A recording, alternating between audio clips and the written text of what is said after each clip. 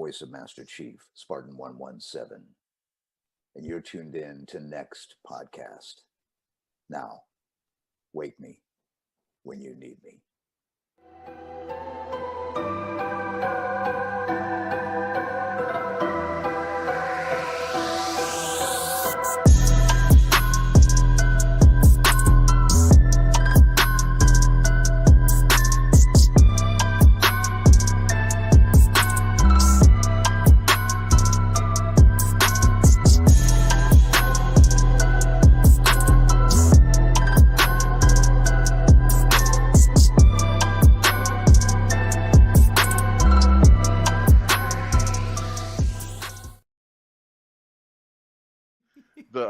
The hot throw. Yeah, Christopher Williams, who played Kareem Akbar.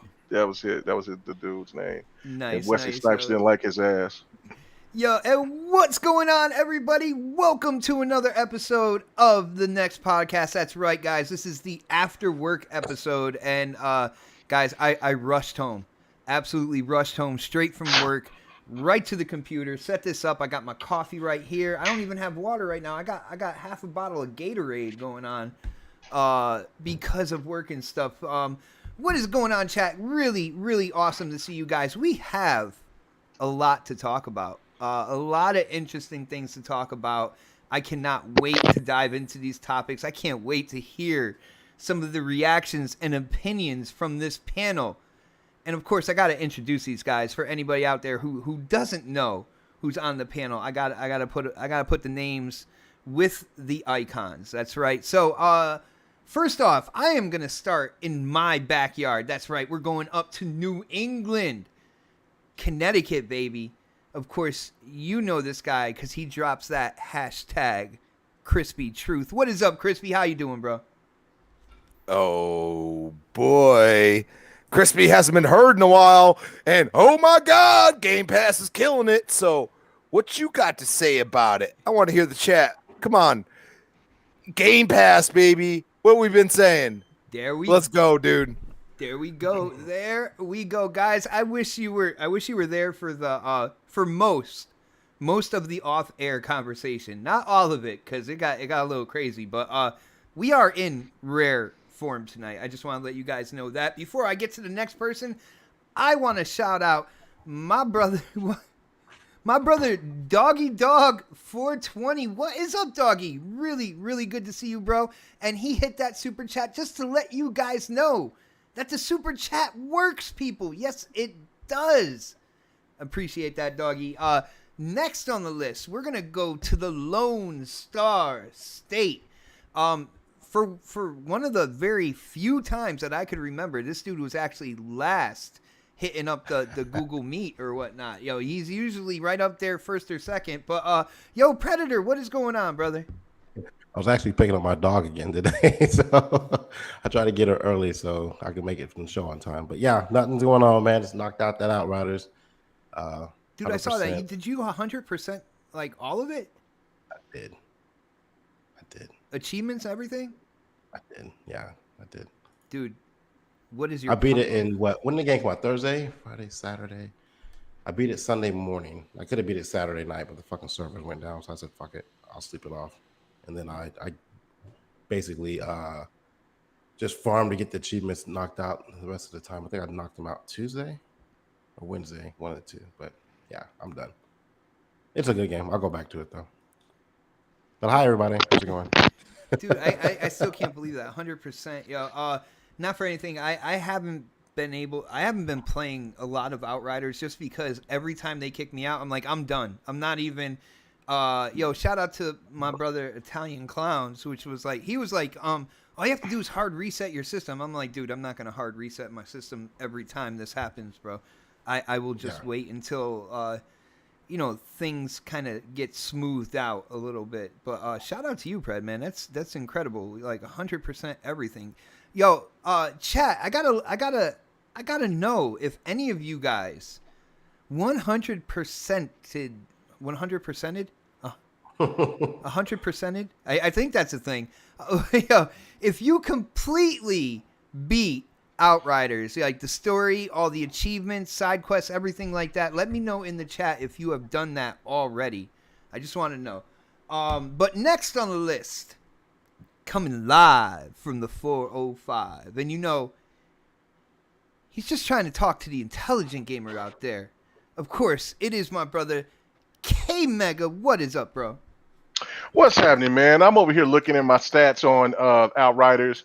I haven't even beat the game. Oh shit, I'm listening to myself. You know what? My voice is real sexy. Bots is not. Wow. Anyway, he's distracted by his own voice. Yeah, I did. It just gotta come to as we walk down the block. K Mega is here. It's gonna be one of them shows, y'all. Hey. Okay, all right. Anyway, all right. So anyway, I'm looking at my chat. I got like 60 hours and 38 minutes, and I haven't even beat the game yet because I keep going back to other people's games and helping them. I mean, yeah, helping them out. So now I know who to call when I actually when I'm allowed to Oh, play again. Yeah. Oh yeah, I have 4 characters already made. I got like them, all of them in different tiers. So I got my main pyromancer, the chick. You know what I'm saying? She's doing the damn thing, and then I got the guy that I started off with, which was the technomancer. The trickster that was in the demo. He's only a level 7, so you know I could go in there. Then I got somebody who's a level 15. Then I got a character that I'm waiting on. So if somebody wants to start all the way from the beginning, I got that too. So however you want to play, I'm ready to play it. But yeah, Outriders has been life for me the whole time it's been out. So I enjoy the hell out of it. Nice, brother. And of course, this is another person who has been able to play the game, which is awesome. I don't know what's going on here. I don't even think it's a Connecticut thing. I think it's right where I live thing. For some rhyme or reason, man, I get booted out of the game, and I don't even just get booted out of the game. It brings me all the way back to the dashboard. Like no menu screen or anything like that. They're like, no, you're going all the way back to the beginning. You know, do not pass go. Do not collect $200. No, it's just your internet bot. I'm sorry. Dude, I got 1 gig internet, man. Every other game works fine. Dude, I've been playing Forza Horizon 4. Beautiful. And one thing I want to say, guys, Forza Horizon 4 on the Series S, oh my goodness. And I know it's that much better on the Series X, but just those load times. The places where you got used to like seeing kind of like rotating pictures of cars and stuff like that, virtually gone now. Gone. They're like, oh, you want to race? Just jump right in and race, man. It is absolutely insane. But guys, I gotta go to the West Coast right now. You know, before his state sinks into the Pacific Ocean, we gotta introduce my brother, Dark Optimus. What is up, man? I thought it was going to sink when K Mega started talking, dude, to be honest with you. When he started talking or when he started singing to himself? I don't know, man. Just when he started admiring his face and his looks and his voice and everything, I'm just like, Jesus Christ, man, what the hell? Listen, see, you know what? I was going to say something nice, but then you messed up. And so, you know what? I do hope that I hope we're on the show together when California gets dropped in the pond. I mean, you know. Welcome to the GRG podcast. No, this is probably Boom's podcast because this ain't GRG. We ain't wishing bad things on anybody. This has got to be on one of those podcasts over there. That ain't GRG. Don't do that. Oh man, but no, man, I'm happy. And we don't have nobody that says Brooklyn. So I mean that's not GRG. Where Brooklyn at? No, man, I'm happy to be here, dude. We have a lot to talk about tonight, so we're gonna get into some crazy. There's gonna be some butthurt people out there tonight. I'm telling you, it's gonna happen. Man, sore anuses around. Yep. All right, I got you, bro. Well, we got a lot of things to talk about. It's been 7 years since Phil Spencer, kind of took over Xbox. Definitely want to talk about that. I think we're going to jump right into Game Pass, and that is something I see a lot of the community doing right now, and going later into this month, I see people setting up ready to jump in even harder to this subscription service. And the reason why is, well, first off, let me just tell you a couple games that are coming to Game Pass this month. Now, first off, there is Zombie Army 4, which I'm really excited about. It was a game that I wasn't going to put down the money for, but with the Game Pass subscription, I'll definitely jump in and try that. I hear it's a lot of fun. Uh, Grand Theft Auto 5 is actually coming back to Game Pass as well, which is very interesting, and I think Crispy wants to talk about that a little bit. But let's hit the home run, I guess. MLB The Show is coming to Game Pass. Now, guys, this news broke basically right after last week's next podcast, so we didn't really get a chance to talk about this. I think it was the day after. But the internet went absolutely insane. This is something I never thought I would see. We all knew that MLB The Show, a Sony produced, Sony developed game, right? We all knew it was going multi-plat. But I never thought it would go into Game Pass. And shout out to my brother RG Viper X, who, out of everybody I know, was the closest to predicting this. He said maybe not day and date, but he said that MLB The Show will be in Game Pass. Now, guys, we are going to get it day and date from the launch of the game. I'm trying to think about who likes sports here. I want to start out with somebody who's enthusiastic, energetic when it comes to sports. So we got to go to my brother K Mega. K Mega, how big a deal is this? Why are people shocked right now that MLB The Show will be going day and date to Game Pass, brother? Well, for one reason, it's because it's been primarily on Sony's console for ever, since the show first came out. It's a touted Sony exclusive that a lot of PlayStation fans talked about, especially when they wanted to talk about sales and exclusives and things like that. The game always gets pretty high marks and reviews, things like that. And it's the only really show in town when it comes to baseball. There's, it kind of just put everything else to bed. And so, when it comes to baseball games, I've seen that there's RBI baseball and things like that, and they're trying to build up their game. But, it's not anywhere on the same stature as what MLB RBI is like been. cutesy cartoony, like. Well, this newest version, they're really trying to step up the graphics and things like that. So obviously, there's been people buying their game. I mean, I refuse to buy because of what you were saying. I was like, it just don't seem like it's just, I want a AAA baseball game. I don't want that. But obviously, people have been buying because it's been stepping it up for the last, I'll say 4 to 5 years. So, so kudos to them. But that also shows that there was a need on Xbox for a baseball game. Phil Spencer did elaborate that. Look, they kind of felt bad that they didn't have, America's pastime, on Xbox, especially if you think about it. I mean, baseball is really huge in Japan, but it's an American sport, and so therefore, not having it on an American console just doesn't seem right. It's just kind of like if there was no football or basketball, and the only thing that Americans had was soccer. You see what I'm saying? And I understand that football is the terminology around the world when it comes to soccer, but that's just how I kind of feel about it. And so having this game come to Xbox, after everything that we've heard about Xbox is in the decline of getting more exclusive, and that Xbox is pretty much going to turn into a third party, entity. It's now getting a PlayStation game day and date, which is unreal. While the PlayStation fans themselves have to pay $60 to $85 in order to them to get to play this game, which is the craziest thing, is that you have to pay $70 in order just to play it on your PlayStation 5. If you want to play it on your PlayStation 4 and PlayStation 5, you have to pay $84 or $84.99. So that to me, and that's for both like the PS4 edition and the PS5. So they're right. not doing any type of like free upgrade or anything like that for it. No smart delivery, which a lot of people were talking bad about. So this is just one of the biggest eyeball things I think we've seen in gaming yet, and we're just not even 6 months into the year. So this is just basically telling me that Xbox is not playing around.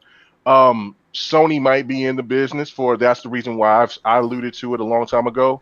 That when they put that logo out there, PlayStation Studios, when they changed it, that they were in for putting some of those titles elsewhere. A lot of them's going to be on PC. There might be some that might go to Nintendo. There might be some that go to Xbox. I think that they're going to do the same thing that what Xbox was doing with kind of like with Cuphead, things like that. I, my last point on this, because I know everybody else wants to talk about it. I just think that it's huge. You sure they do? Are you sure? Well, yeah, but I mean, I think this is massive. I'm going to be playing the hell out of the game. I like the show. I've bought the show on the PlayStation every year for the last 6 years. So, I mean, I support the game, but again, it's going to be different because I'll get to play it with people that I know. There's a lot of people on PlayStation that, I'm like, hey, you want to play this? Me and Mooch was supposed to play, but we never got a chance to do it. So it's kind of like, and playing against randoms and things like that. It's just not the same when you're talking to somebody, you're talking a little trash, having a good time, trying to learn the mechanics, things like that.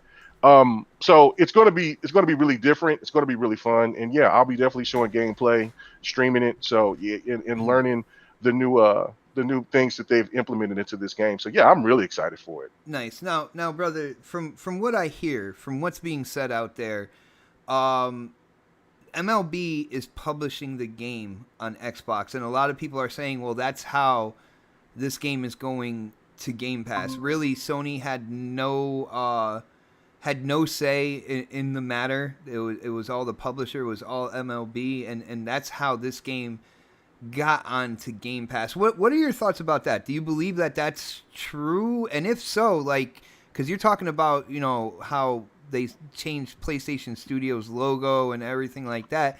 Like, I don't see a lot of other PlayStation games making it to Game Pass. Like, if it's true, what do you think, man?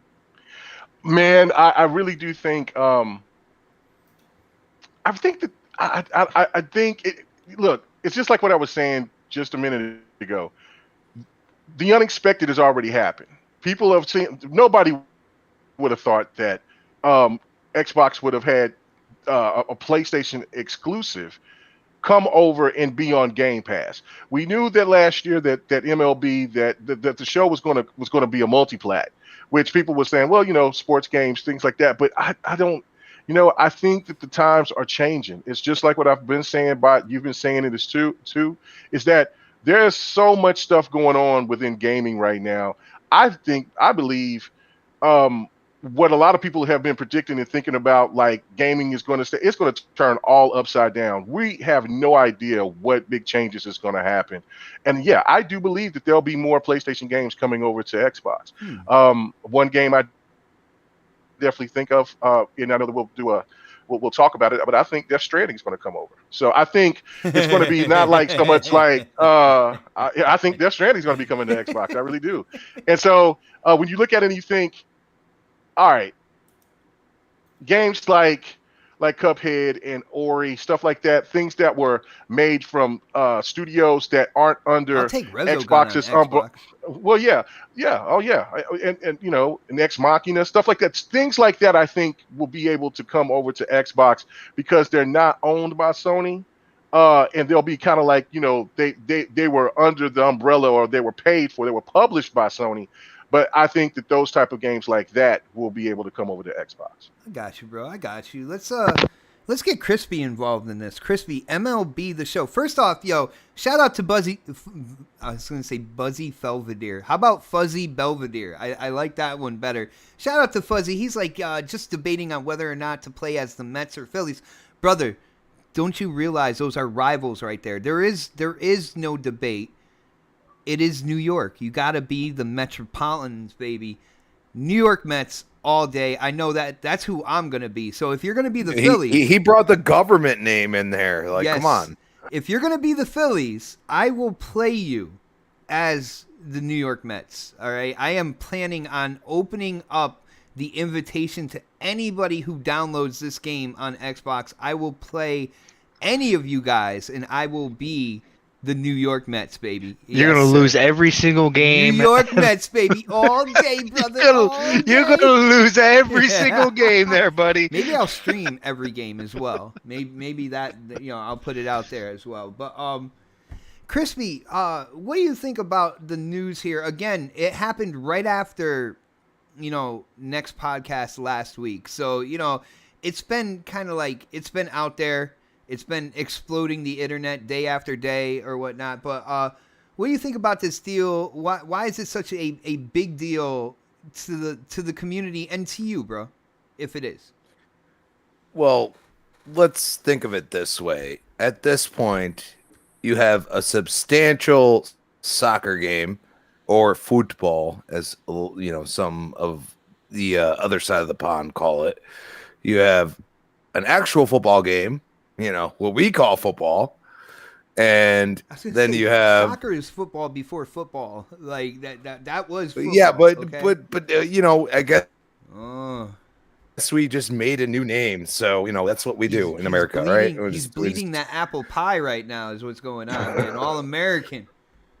Well, I come from American Pie, and I ain't doing all that, bro. So but I mean, you look at that, you look at NHL, 21, you look at like I said, Football Manager, you look at Madden, and then you have NBA 2K21, which is strange. I mean, and that was the outlier for me when they started announcing these sports games in there. And then all of a sudden you have MLB The Show. The significance of MLB The Show is the fact that you're going to boot it up and it's going to say PlayStation Studios. And this goes back to what I said many, many next podcasts ago. And I said, they rebranded for a reason.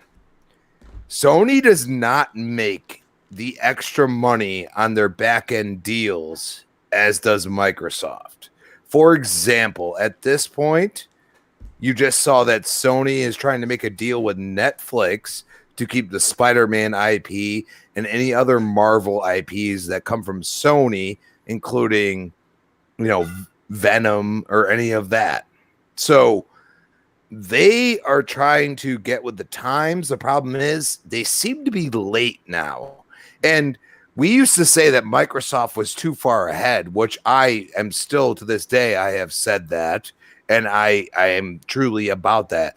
But at this point, Phil is playing chess with checkers, and he is doing things that I haven't seen. Outriders, that's a Square Enix game. Technically, it's published by Square Enix. That's the first thing you see. Square Enix. And so the publishers do all the deals. Like, yeah, I got you. So you have a very much Asian / Japanese based studio, a big studio. And they are doing a game that they're dropping in Game Pass exclusively. Think about that. It's a subscription service. It's being dropped day and date. Then on top of that, you have the Hammer that, people didn't want to see. But like I said, they rebranded for a reason. They drop it into, MLB The Show into Game Pass day and date while your PlayStation people are paying $70 or $60 with some PS4. Why? And there's been zero things said about it, and that's the worrying thing. Hold on, Crispy, and the rest of the panel real quick, because when it comes to that whole upgrade thing, it's either $70 for the PS5, $60 for the PS4, or bundled together, it's like $85. Now, does anybody know, like, when it comes to Game Pass, if you have the Series X, are you automatically getting the Series X version of the MLB? To my knowledge, yes. Like I believe it's stated that we're gonna get the up-res version. Yes, because it shows up in there with the X and the S. All right, so see, K Mega did some of that research and spotted some evidence there.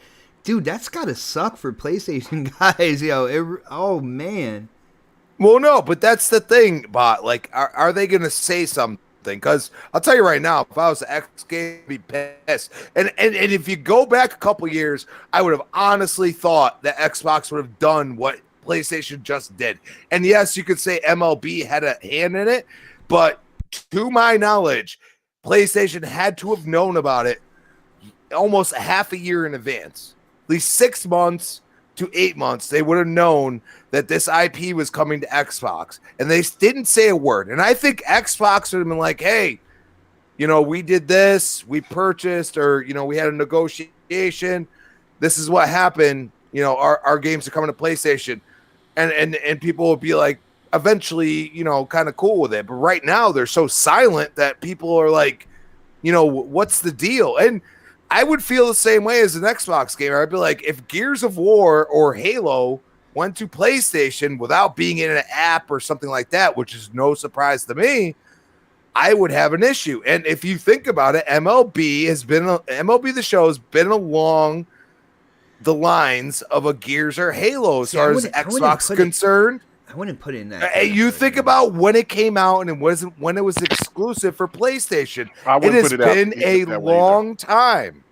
It's been a long time, but I wouldn't put MLB in that type of category. I would put another Xbox game. I would say I would say Killer Instinct. I would say Killer Instinct. Okay. I just want to. I'll leave it at this.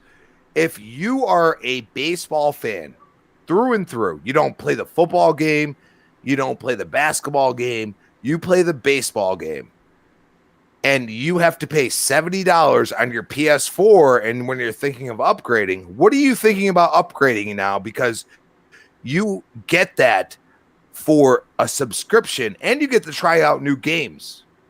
We're almost hitting 400 at this point.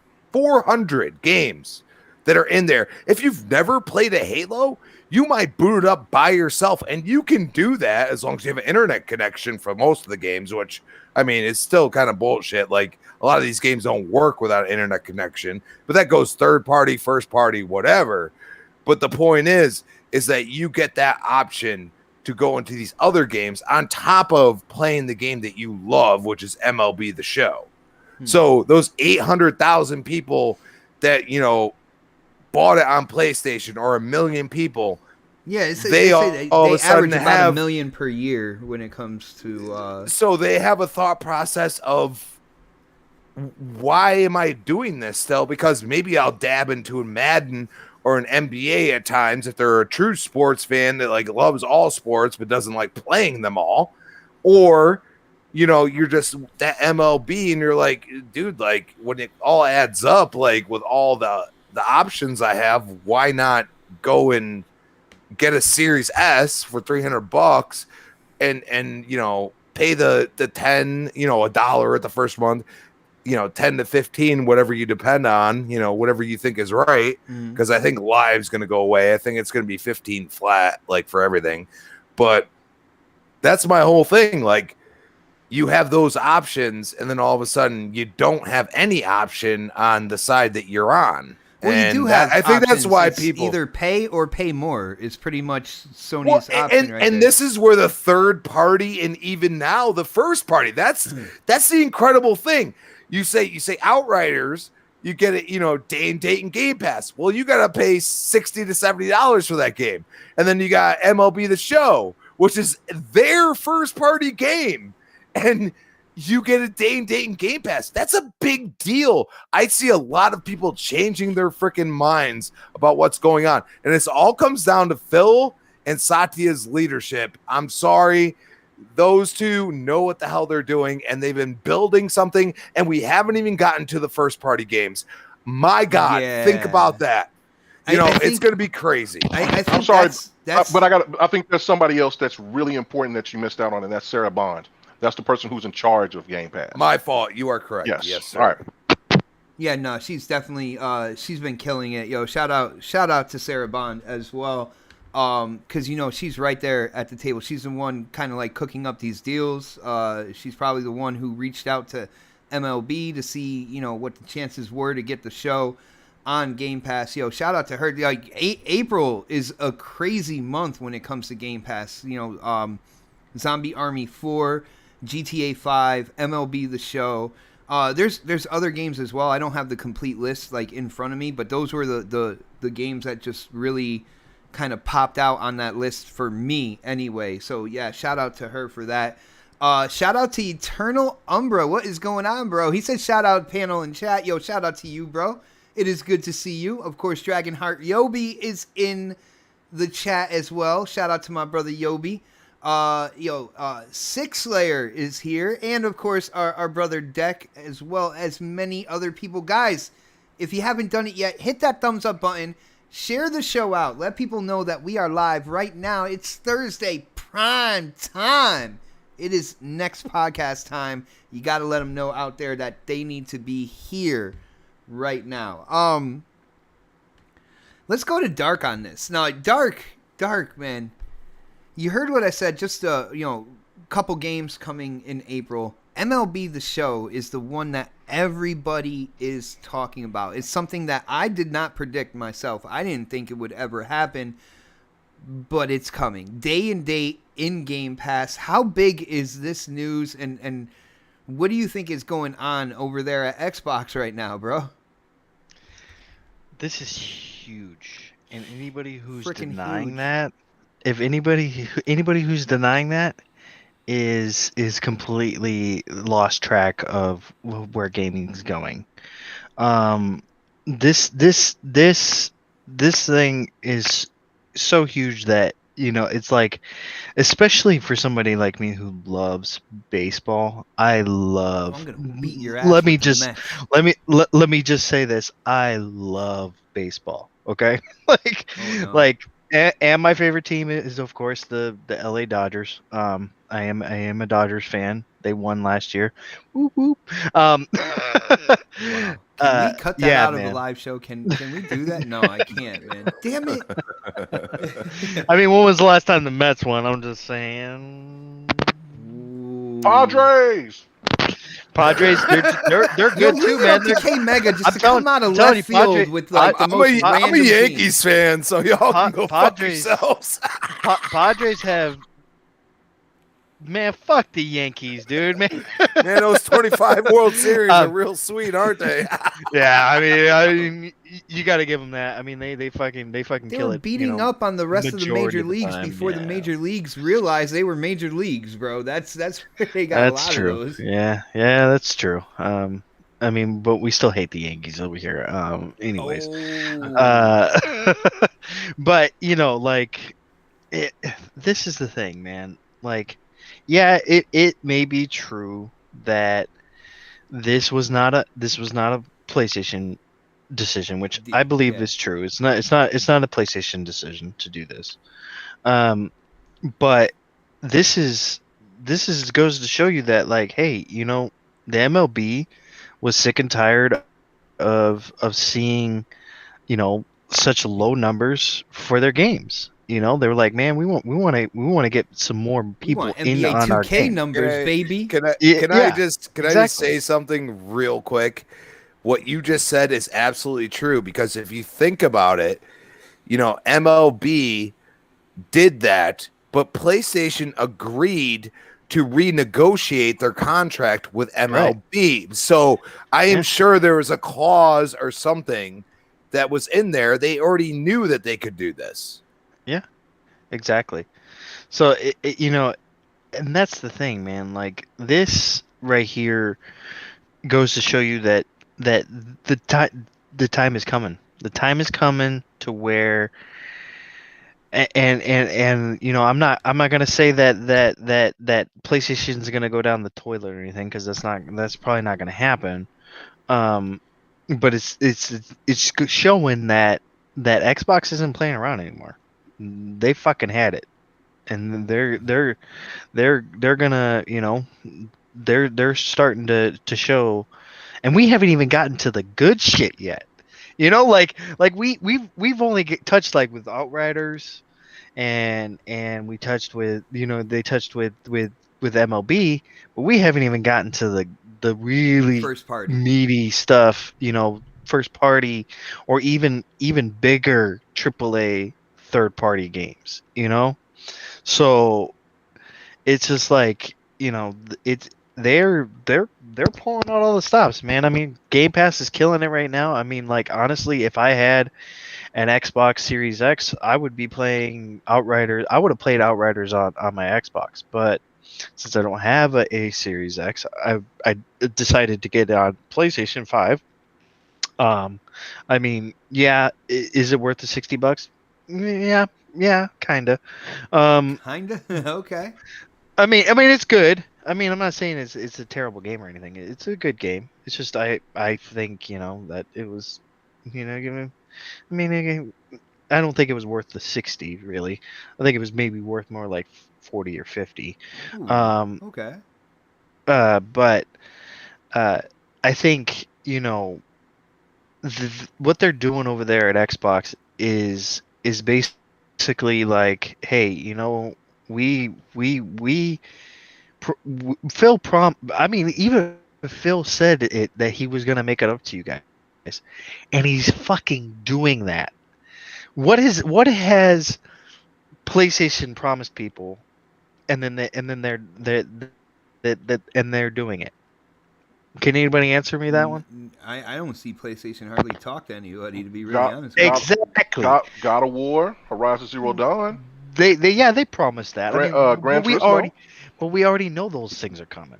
You know what I'm saying? Like with when Xbox was kind of like in not really down in the dumps, we didn't really know what was coming from Xbox, and now we're starting to see what's coming from them, and they're playing hardball, and they're going to continue. I think they're going to continue down this road, because it's not only.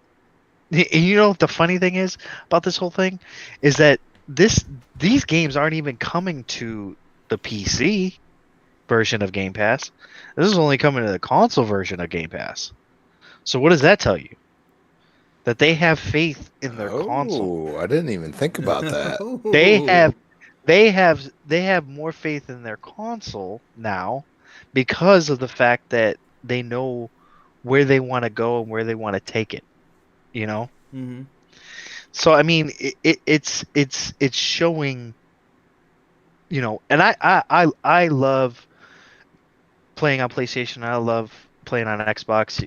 Like, I mean, last generation I got an Xbox right away because they had exclusive games that I wanted to play, like Sunset Overdrive, Halo, the Master Chief Collection. Of course I'm gonna pick that up, because it's fucking Halo.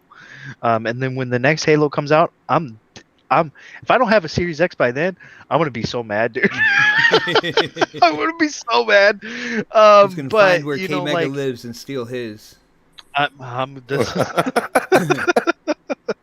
I'll probably go more to Crispies because I don't know if I want to mess with. I'll give you 1X. I mean, that's about it. Listen, I mean, other than that, we more than a you. tower of power we're fighting for, bro. I got plenty of so-called weapons that takes care of these, and you know what I'm saying. And on top of that, I got 2 hands, and I'm fat, so we can do all kinds of things. So you will not get past. You will not spatulas weapons right now, man. Yeah. See, that's the thing. Pred's the closest to me, but I know not to. Mess with Pred. Don't go near. No, he's probably got a minefield in his front yard. Like, exactly. You know what I'm saying? He's like Gary Busey in Black Sheep. He's like Gary Busey in Black Sheep. I'm telling you, that's what he's got. Landmines and shit like that. Living in a bus and shit. But tarantulas in his backyard. I saw a picture of that before as well. Yeah, I know, man. He's got some crazy ass freaking animals out there. Crazy. But yeah, man. I mean, this is fantastic, especially for baseball fans. Like, if you love baseball and you're planning on, like, you're like thinking to yourself, like, I wanna play, MLB The Show, and I don't have, really the money to go out and spend $70 on this game, and you have an Xbox, boom, you got it. Yeah. Day one on the 20th, like you're good. Dude, you're good to go. Not only that, but for people like I like baseball, right? The sport, the sport. Yeah. When it Yeah. came to baseball games, though, like I think I played the last Major League Baseball 2K, the last one that came out. I forgot how many Oh yeah, years yeah, ago yeah. that was. That was like I think that was 07? No. And my whole thing about like baseball, the pacing of the game, I like to go like when I play a career in NBA, I play all 82 games. Mhm. So if I went for a career in baseball, it'd be 162 games Yeah, for dude. one season and stuff like that. Yeah. So there was things there that would cause me not to spend money on the game. You know what I'm saying? Right. Like, Right. but to have it in Game Pass, now I'm thinking to myself, all the people on my friends list, all the people out there in the community that will pick up and play this game, I would love just to go out there and challenge people with my Mets. You know what I'm saying? And I'm not yeah. paying that entry fee to do it either. Right, and you also got to think about it this way: like, if you like the game, you could still buy it, like, but you get a discount if you Yes. buy it when it's in Game Pass. I think it's like 20% You know what I'm saying? off or something. Yeah, like 20% off or something like that. So you're still gonna save some money even if you want to buy it and it's in Game Pass eventually. You know, so and that's the thing. I hate to say it, but PlayStation isn't offering that. That's weird. But that's why I'm wondering why people aren't questioning. But so they have much DualSense. PlayStation. They have DualSense controller support and 3D audio support on the game. Just to let you know. Yeah, but I mean, like the DualSense is it's a nice controller. I mean, I love the controller, but I mean it's like not all what it's cracked up to be. Like the triggers, it's like This could be a topic in and of itself right now, man. yeah, it could be. But man, I'm not even gonna get into it with the controller and the 3D audio. We might have to do another show. We might have Yeah. to do another show called Dark Optimus's PlayStation 5 Confessional. Okay? we might have to do that. Yo, shout out to am I reading this right? Is this a troll account? No, this is real. Oh my goodness. Shout out to KMega405 hitting up that super chat. He said MLB The Show 21, Godfall, Final Fantasy VII Remake, Death Stranding, coming to Xbox and in Game Pass. Oh my goodness. I can already see it already. Dude, the only like, two games, I coming. would only want to play two games out of that, which would be MLB The Show and Final Fantasy VII Remake. But that's the thing. Even if Godfall came to it, you'd be like, you know what? I'm gonna try it out. Why not? Like what is it gonna hurt you to try those games out if they're in Game Pass, right? Like it doesn't hurt you at all. Besides solid state hard drive the space. time or the space, yeah. I got the Series S, man, not the X. Button for that. Okay. You can remove that shit.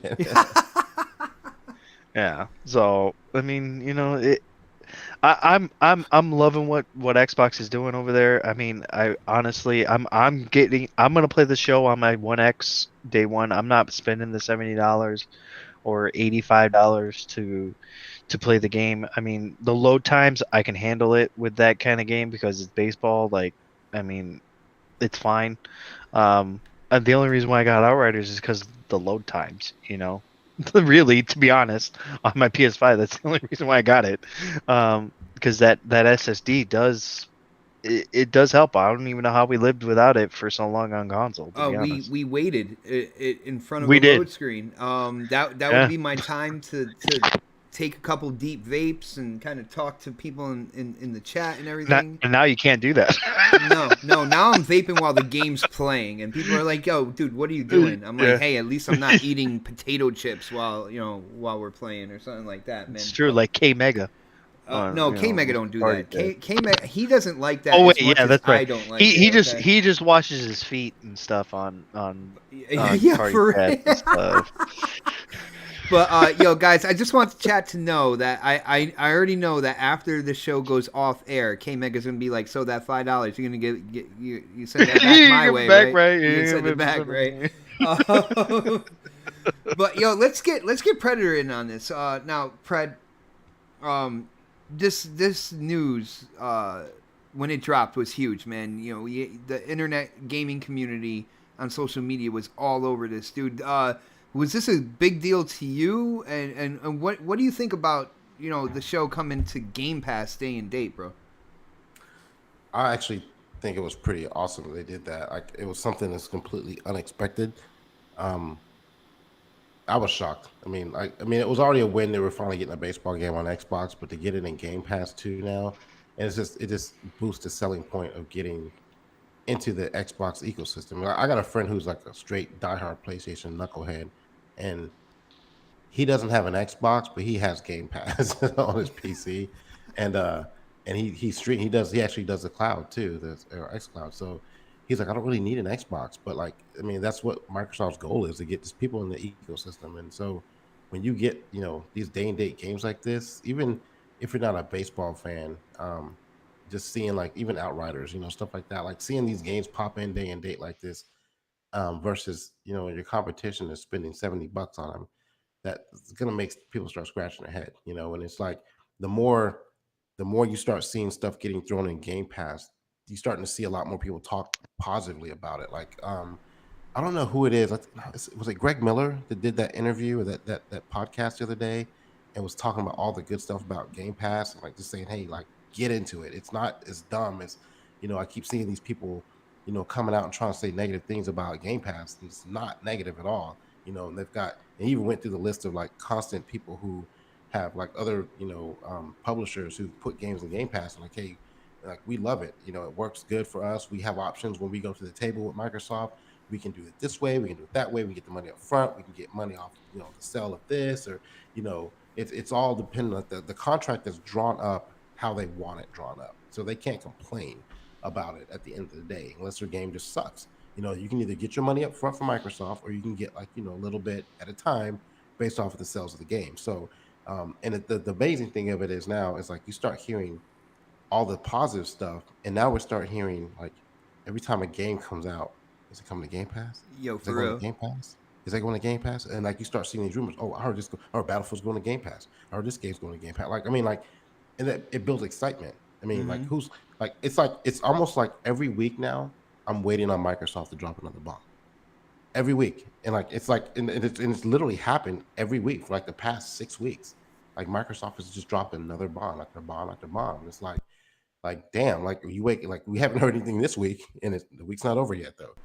So they might drop something again Friday, like they did last week. Like, but it's like you start like the other topic we're gonna get into like that. That's every week there's something that's happening in the gaming community that involves Microsoft that's been positive. That's just pissed. Brother, it looks like Xbox is moving. They're not standing still. They're moving. They're agile. They're making deals and stuff like that. And like a few people on the panel said, we're not even talking about first party games yet. Yeah, we haven't even got into that yet. And the other thing too, I think K Mega had said it too, because we praise all these other people. Like Sarah Bond's really been doing a good job. But when y'all were saying that, I was like looking up. I was like, who used to have this job?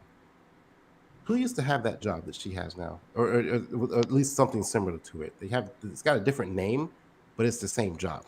Take a wild guess. It's somebody's head that we've been asking for on the table for a while. Oh, Aaron Greenberg? No, him too, but like him and Shannon Loftus. We have not heard her. We have not heard from her. She had to pull her Twitter off. I think Microsoft made her pull her Twitter Well, yeah, off. no, I know the situation behind that because I talked to her about it. So, but like, yeah. and now she's working for World's Edge. She's the yeah, she's for Age of Empires. Yeah. So like, I don't know if they just kind of moved her to the side and gave her a side gig and then put Sarah Bond in place. But like, you can see like the changes that have been made since she's left, or kind of like this kind of gone silent. I'm not saying it was her, but like they got some fresh people in there with new ideas. He said fresh meat. That's what he said. I was about to say fresh meat. I was so close to saying that. But I mean, okay, go back to like last year, I think it was, when we had E3, or maybe it was 2 years ago when they announced, they just kind of dropped that bomb. Here's the Xbox. Like, that's not something Microsoft would have done before. And I think it took a new, fresh person to come in there and say, why don't you just do this? Just show them the Xbox. And it was like at the Game Awards show that 1 year. And everybody's like, what the fuck? Like, where'd that come from?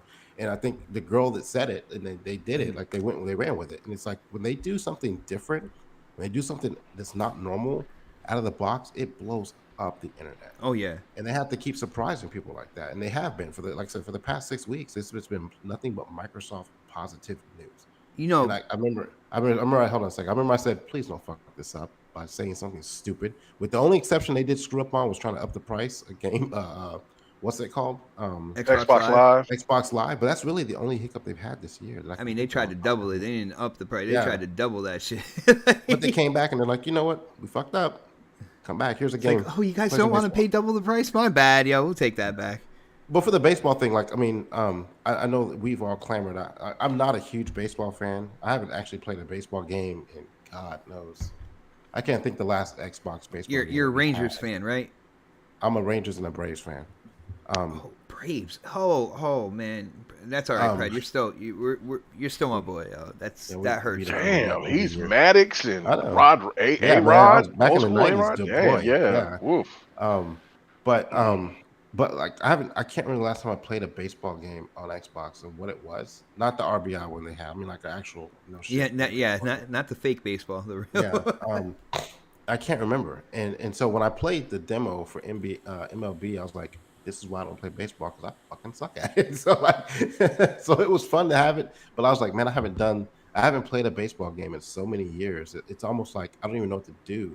Like the swinging and pitching and stuff like that. I mean, I got it down, but like I was like, I'm probably not gonna buy this game though. But I felt like I needed to just because it's finally a baseball game on Xbox. So I was like, I may buy it anyway and just play around with it for a little bit. But now it's in Game Pass. I ain't gotta think about that. Like I've already got the subscriptions coming. I'll just play it there for like I'll finish one season, I'll be good. So I mean, like they keep doing this stuff, and like we start hearing these more rumors about other games coming to Game Pass, and this is like, why would you not want to get an Xbox to play in Game Pass? Even for someone like Dark who doesn't want Xbox, or he's a PlayStation undercover fanboy, but like Undercover fanboy. You can get an I wouldn't S say and that. still be. You can get an S though, dude. You can get an S No. and still be fine. I mean, like you'll still be like, okay, I just want to play a couple of games on here, and like, Yeah, no, good. he's bougie though. Yeah, I want the X, man. I want You Series can't have the X. You're not ready for that. I'm petting it right now just for you, Dark. I'm just Oh, petting thank you. it. Yo, Yeah, guys, that's it. That's what I got. Guys, Keep real going. quick, just I'm gonna throw this out to the panel. Whoever wants to pick it up, because when I saw that MLB going into Game Pass, and of course they're trying to get more like active users, they're trying to get more eyes on the game, stuff like that. But there is microtransactions with the game when it comes to I believe their career mode, right? I went out on Crossfire and I stated that this kind of opens the door for the possibility of Game Pass being that subscription service where NBA 2K and Madden might drop day and date, because, and this is what I said out there, was to get more people playing the game without the entry fee of buying the game. It leads people to spend their money on micro transactions. Now, I stated as my example, there was one year where I didn't get NBA 2K right off the bat. I actually got it on a sale a few months down the line. And with it being on sale for dirt cheap, I found myself buying virtual currency to get my player up quicker, to kind of maybe catch up to some of the people that have been playing from the beginning. And it was almost guilt-free spending because... Get to the question, Xbot. Damn it. Because the game was so cheap to begin with. So, guys, I got to ask you guys, do you think that this is kind of like the beginning or the pregame to the possibility? What do you guys think of the possibility of NBA 2K, Madden, these yearly sports games going into Game Pass day in, date? I would say the chances are really high, dude. Yeah, I would say there's a chance. There's a chance. Obviously, I mean, you look at NBA 2K is doing absolutely fine in sales, but it's been in Game Pass forever. So, the only question that I would think, in Madden, I think that's another thing too, is because EA, me and Don talked about this the other night on Devin the Gamer, is that EA and Microsoft has a really good relationship. Mm-hmm. And there was a reason why they implemented the EA Play within Game Pass, because there's a lot more people that's going to be on Game Pass than on EA Access. Well, now EA Play. So yeah, I could definitely see that there's some kind of incentive where Madden can get on Game Pass, or get that 10-day or that 10-hour thing first exclusively or something like that. On PlayStation they got EA Access now too, but Xbox is going to get some kind of perk out of it, I could see. But yeah, I mean, I don't know. Like, and another thing too is like sales, right? Well, I don't think, Mega, just real quick, I don't think when it comes down to it, EA and 2K, I mean, they like the sales. They're making profit off of that. But if you look at like GTA with the shark cards and stuff, they make money off the sale. But I think the meat of their revenue for these games is turning into the microtransactions that are within the game. Oh yeah, no doubt. Well, Yeah. And that's the whole point. You have to realize that some of these games are built for microtransactions. Mm-hmm. That's what they're built for. Fortnite is a clear example that is completely built for microtransactions. That's what it's built for. Okay? And they give it away for free because if you happen to get good at it or you happen to enjoy the game, you get hooked. You get hooked, and then you start saying, "I want that character skin. Yes. I want Kratos. I want Master Chief. I want all of these characters that other people have that killed you, possibly." That's the beauty of what they do with a Fortnite, a PUBG. Being survivalistic, a lot of people get really involved in those games, and that's where I feel like games it's even worse. Well, and that's where I feel like Xbox has an advantage, because you don't have to be that person that loves those type of games. What you have to be is a game lover. And when you do that, and you go and I've said this many times, I've never played Tell Me Why. My girlfriend has. I've never played Blair Witch Project. My girlfriend has. Okay? Not every game is for every single person on this fucking universe, okay? Get it through your thick head, all right? Am I going to go and play Death Stranding? Fuck no, I'm not. I played it for 4 hours. I'm done, okay? Am I going to go and play freaking Last of Us Part 2? Probably not. No matter if it's in my house or not, I'm probably not going to play it. But do I hate you for playing it and loving it? Fuck no. So get your head out of your ass. Start realizing that some of us Xbox gamers really just love playing with other people, human beings that we talk to, and that's what games we play. And that's what I do, okay? I ain't looking at gamer score. I ain't looking at how many platinums I got. All I give a shit about is playing with people that I enjoy to play with, and good games. They don't have to be great. They just have to be good. And you know what? Game Pass gives me that. And I'm sorry. I'm sorry if that hurts your feelings. I'm sorry if I didn't pay $70 or $60 for a fucking game. But at the end of the day, you have to understand that I don't care if you play your single player games and love them. What I care about is don't hate me for loving my multiplayer games, and stop the bullshit. That's right, people. You heard it from Crispy. So that must have been somebody in the chat, because I'm going to read this from somebody in the chat. And let me see if I can find it. They said, this is the thing right here where I don't think where some of the naysayers not sports games, but the naysayers of Game Pass, how effective it is on Game Pass. He says it depends how long those games will stay on Game Pass. That's why I don't think casual gamers will ever buy into Game Pass, because games are always leaving Game Pass. Now, again, that is one of those slanderous BS comments. Yeah, because Albert. I just said that. Yeah, because I just said that NBA 2K has been in Game Pass forever. It's been there for a minute.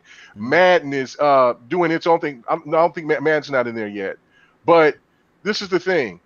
The difference between, let's say, a single-player game that that can go a couple of months down the line or whatever before the price drops. Sports games, in a couple of months, the price drops. So if MLB The Show is in Game Pass just for 1 month, that price is going to drop.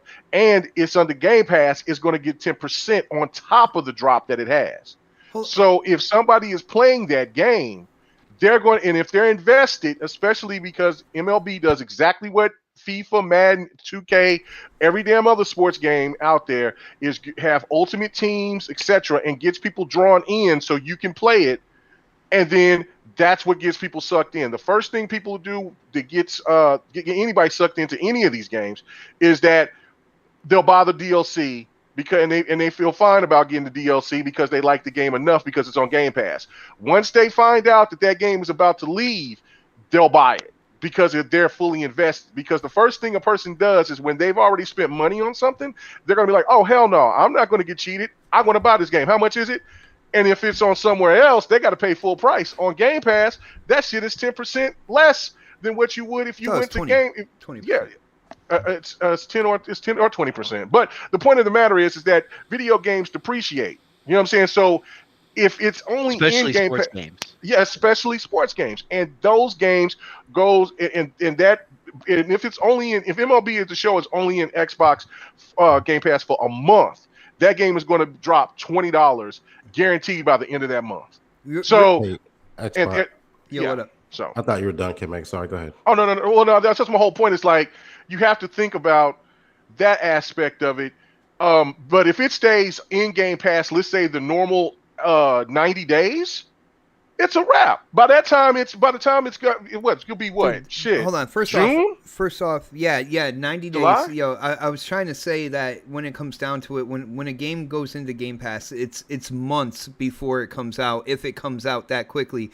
And something I wanted to say to Albert real quick. He said the difference. That's the difference. He said casual gamers want the AAA quality in games. They're not blinded by the fandom. Now, Albert, you said casual gamers. Do you really feel like casual gamers get hyped up over like The Last of Us Part 2 or something like that? They're not. They don't. If they're casual, they're not talking about AAA quality. Like the casual market is like the Fortnite market. It's the market that buys the sport game, Call of Duty.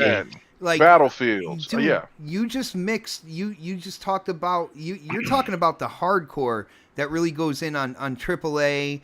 High quality. Storytelling experiences or whatnot. Man, you're getting it confused, bro. What's going on? Game Pass has hit your brain, Albert. I'm tripping because I'm still thinking of EA Access, but that's right. Thank you, Game Down Sites. Man is in Game Pass, so that's right there. I'm talking day and date though. Well, yeah, no, but that's the thing that I'm talking about. That again, you've seen that the PlayStation community was doing what they were supposed to do and buying that game on a regular. At least they had 3 to 8 million, buyers of the game. Then I don't think the game would ever come to Game Pass. MLB wouldn't have been bitching about it.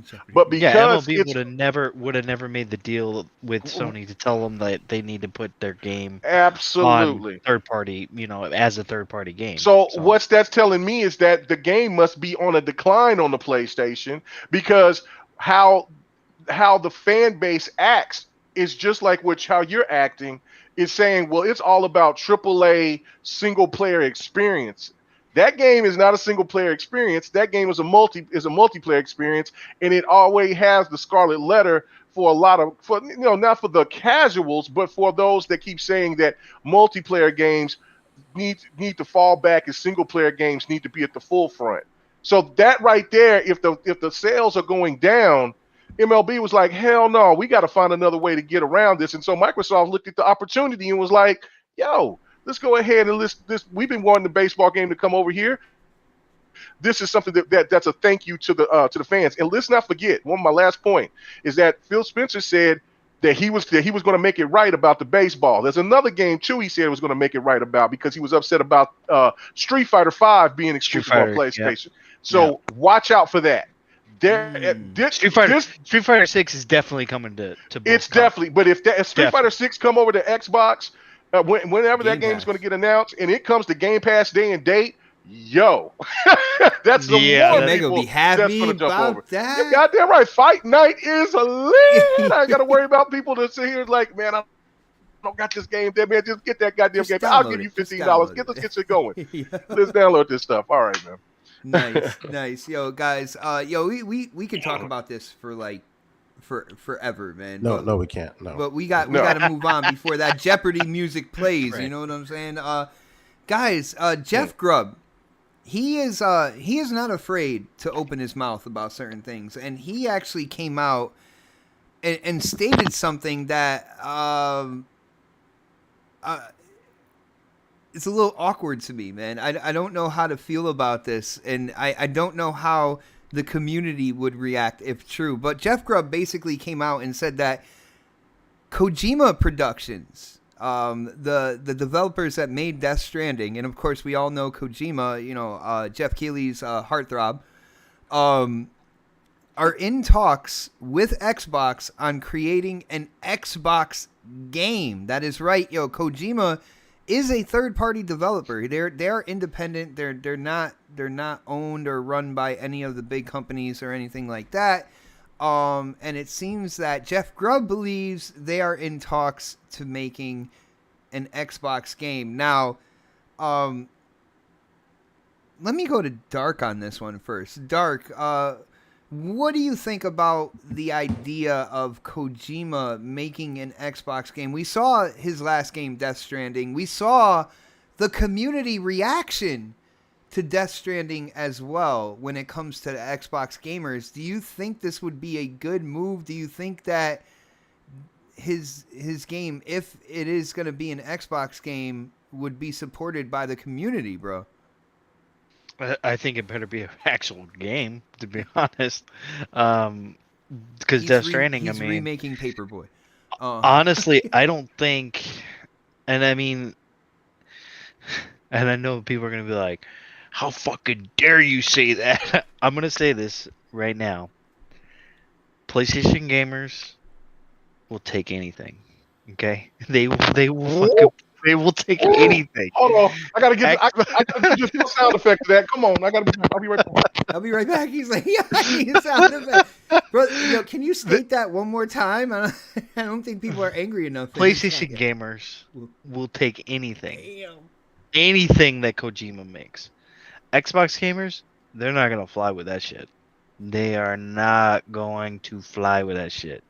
If it doesn't have good gameplay, if it doesn't have anything that they enjoy, they will fucking sing to the fucking heavens that this game sucks. Trash. This game is terrible.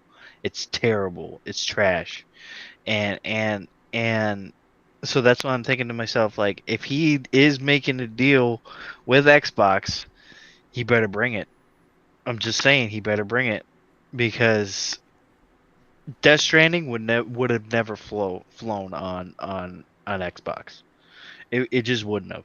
Honestly, I don't think the Xbox community would have been like, "Oh, this is a great game." Yeah. No, I think they would have picked it apart. They would have been like, "The fuck is this shit?" Like, and I'm not throwing saying urine bombs. Like, what's going on here? Yeah, they're like, "What the fuck is this?" Like, and not saying that like the game's bad or anything. It's just like, Xbox is more known for being that shooter type of games. They like, action, and that game doesn't really have very much action in it. It does here and there in certain points, but so he's gonna have to bring it this time with his next game if it does come to Xbox. Yo, Dark, can you see what Albert put in the chat? I don't care what he says. Yo, can I read it? Can I read it for you? Yeah, go ahead, read He said, it. I mean, Xbox gamers think the medium is good. LOL. Xbox gamers like AA games, so they'll be impressed with Kojima. Actually, no. A lot of Xbox gamers didn't like the medium. There were some that did, yeah. There were some, but that's the thing about Xbox gamers too is damn that dark for me, man. I couldn't see what was going on. They're more outspoken about games that they don't enjoy. They're more outspoken about games that they're like, man, this game is dog shit, dog doo. You know, like I've heard so many people say so many different things about Outriders, and guess what?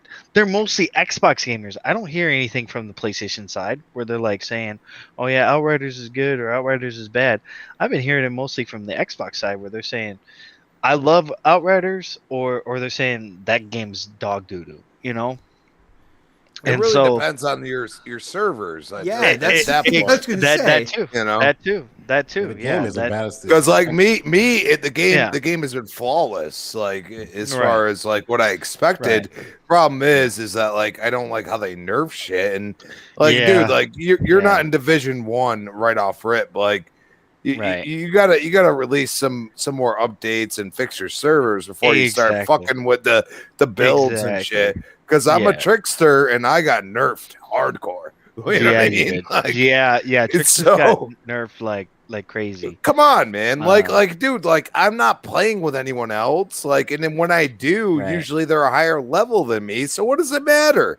Why are you Yeah. fucking with it? So I mean, Yeah. I agree with you, but it's crazy. Like at the same time, like you know, Xbox is just one of those ecosystems that just gives you all the tools to be a multiplayer gamer, and that's what a lot of people don't realize.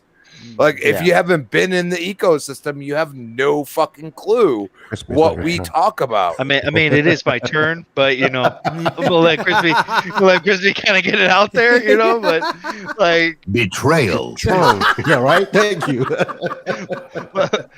love what you're saying, Crispy, but like I think in the context of Kojima, like I've always felt like Kojima was a little overrated. A little, Like huh? I played Death Stranding, but like I couldn't get through it all. Like I got through certain parts of it, and it was good. I mean, like the story's very like it's like somebody who was fucking high as shit, and they fucking decided to make a story, and they're like, man, I need to make a story that's so fucking deep and so convoluted that it's gonna blow people's minds, and then they realize that like majority of people don't get high.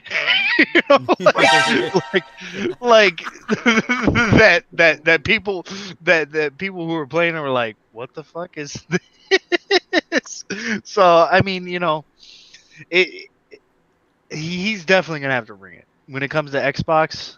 And I think Phil Spencer knows that, so I think Phil Spencer is just like, I don't think Phil Spencer is gonna like talk him into.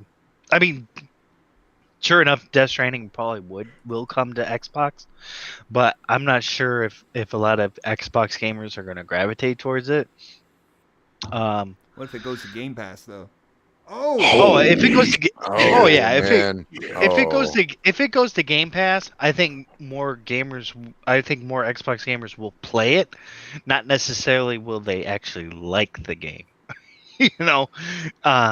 So I mean, I get this inkling that you really, truly, deep down inside, didn't like this game, Dark. I really didn't. I really didn't. You know why?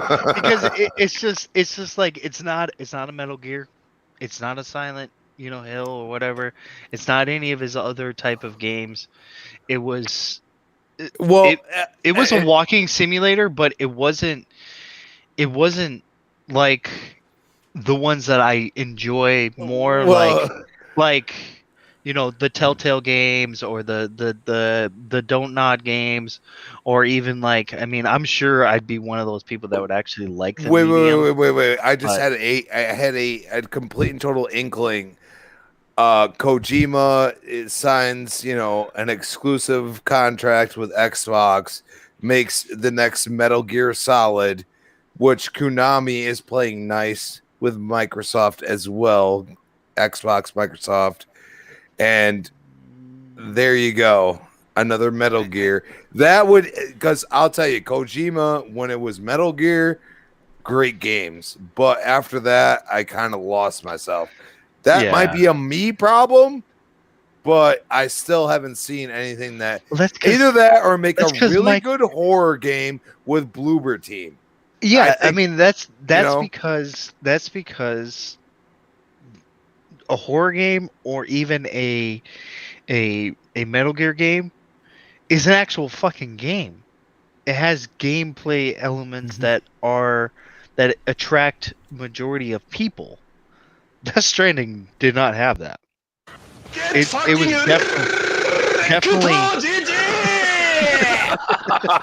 definitely it was definitely a niche title for sure. When it comes down to it, I know people know Kojima and Metal Gear, right? That's their whole thing. But I'm gonna go on record saying that the last Metal Gear that he made, I believe it was Phantom Pain. Yeah, Phantom Pain. I didn't like it. Like I really I liked it. I liked it all the way up until the end, and I was like, yeah, the ending is kind of shitty. Yeah, because when you play a story game, and then the ending shitty, I mean that it says a lot. You know what I'm saying? But yeah, but like I feel like people are reaching into that whole nostalgia thing when it comes to Metal Gear and Kojima, and I feel like Metal Gear and I feel like Kojima, they've both kind of like that title and then that developer have moved in different places. They've moved on from each other per se. So I don't know. I would not put all my eggs in the basket that Konami's playing good with Xbox, and you might see Kojima make another Metal Gear. I'm not signing off on that, brother. I am not signing. Yeah, off. I wouldn't sign off on that either because Konami is. We're not even gonna get into that. Oh wow, Albert agrees with me on that one too. Yo, good job. That's bro. surprising. I've never seen him actually agree with you on anything, dude. Yo, Albert's a cool guy, and he's here every week, man. You got to shout out the supporters that are here every week, hanging out with us. Shout out to you guys, man. Much love, much respect. Let's get Predator in on this. Predator, Kojima making an Xbox game. What do you think, bro? Good for him.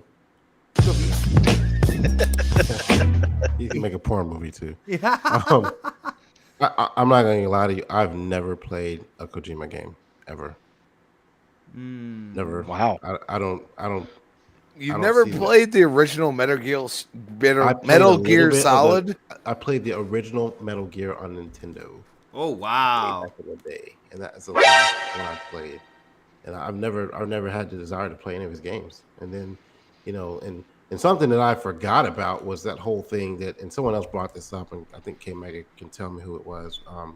Maybe he might not want his name out there, but about the whole thing about American gamers, not Dude bros. They're yeah. Dude, the reason why he came out with that demo that I think he charged $30 for Phantom Pain, he said because Western gamers, he wanted to teach Western gamers how to play his game because we're all in just too much into shooters. Yeah, I mean, Yo, for real. I mean, he's really not wrong. But it doesn't make any sense because, for one, it doesn't make sense whatsoever. What's Metal Gear? Because it's Metal Gear, and at the end of that, you had to shoot your way out of shit. So I mean, you could have stuck, but when you got there, you had to do some shooting to get out of it. So I don't know. But I mean, I don't see the only reason I want it to happen because I'm not even gonna lie to you. I just want to see people get pissed off about it. I want to see Twitter burn, man. I just want to see the Twitter fucking salty ass motherfuckers get pissed, and I want to be on the internet that whole day, just retweet. Oh, no. Yes. Oh yes.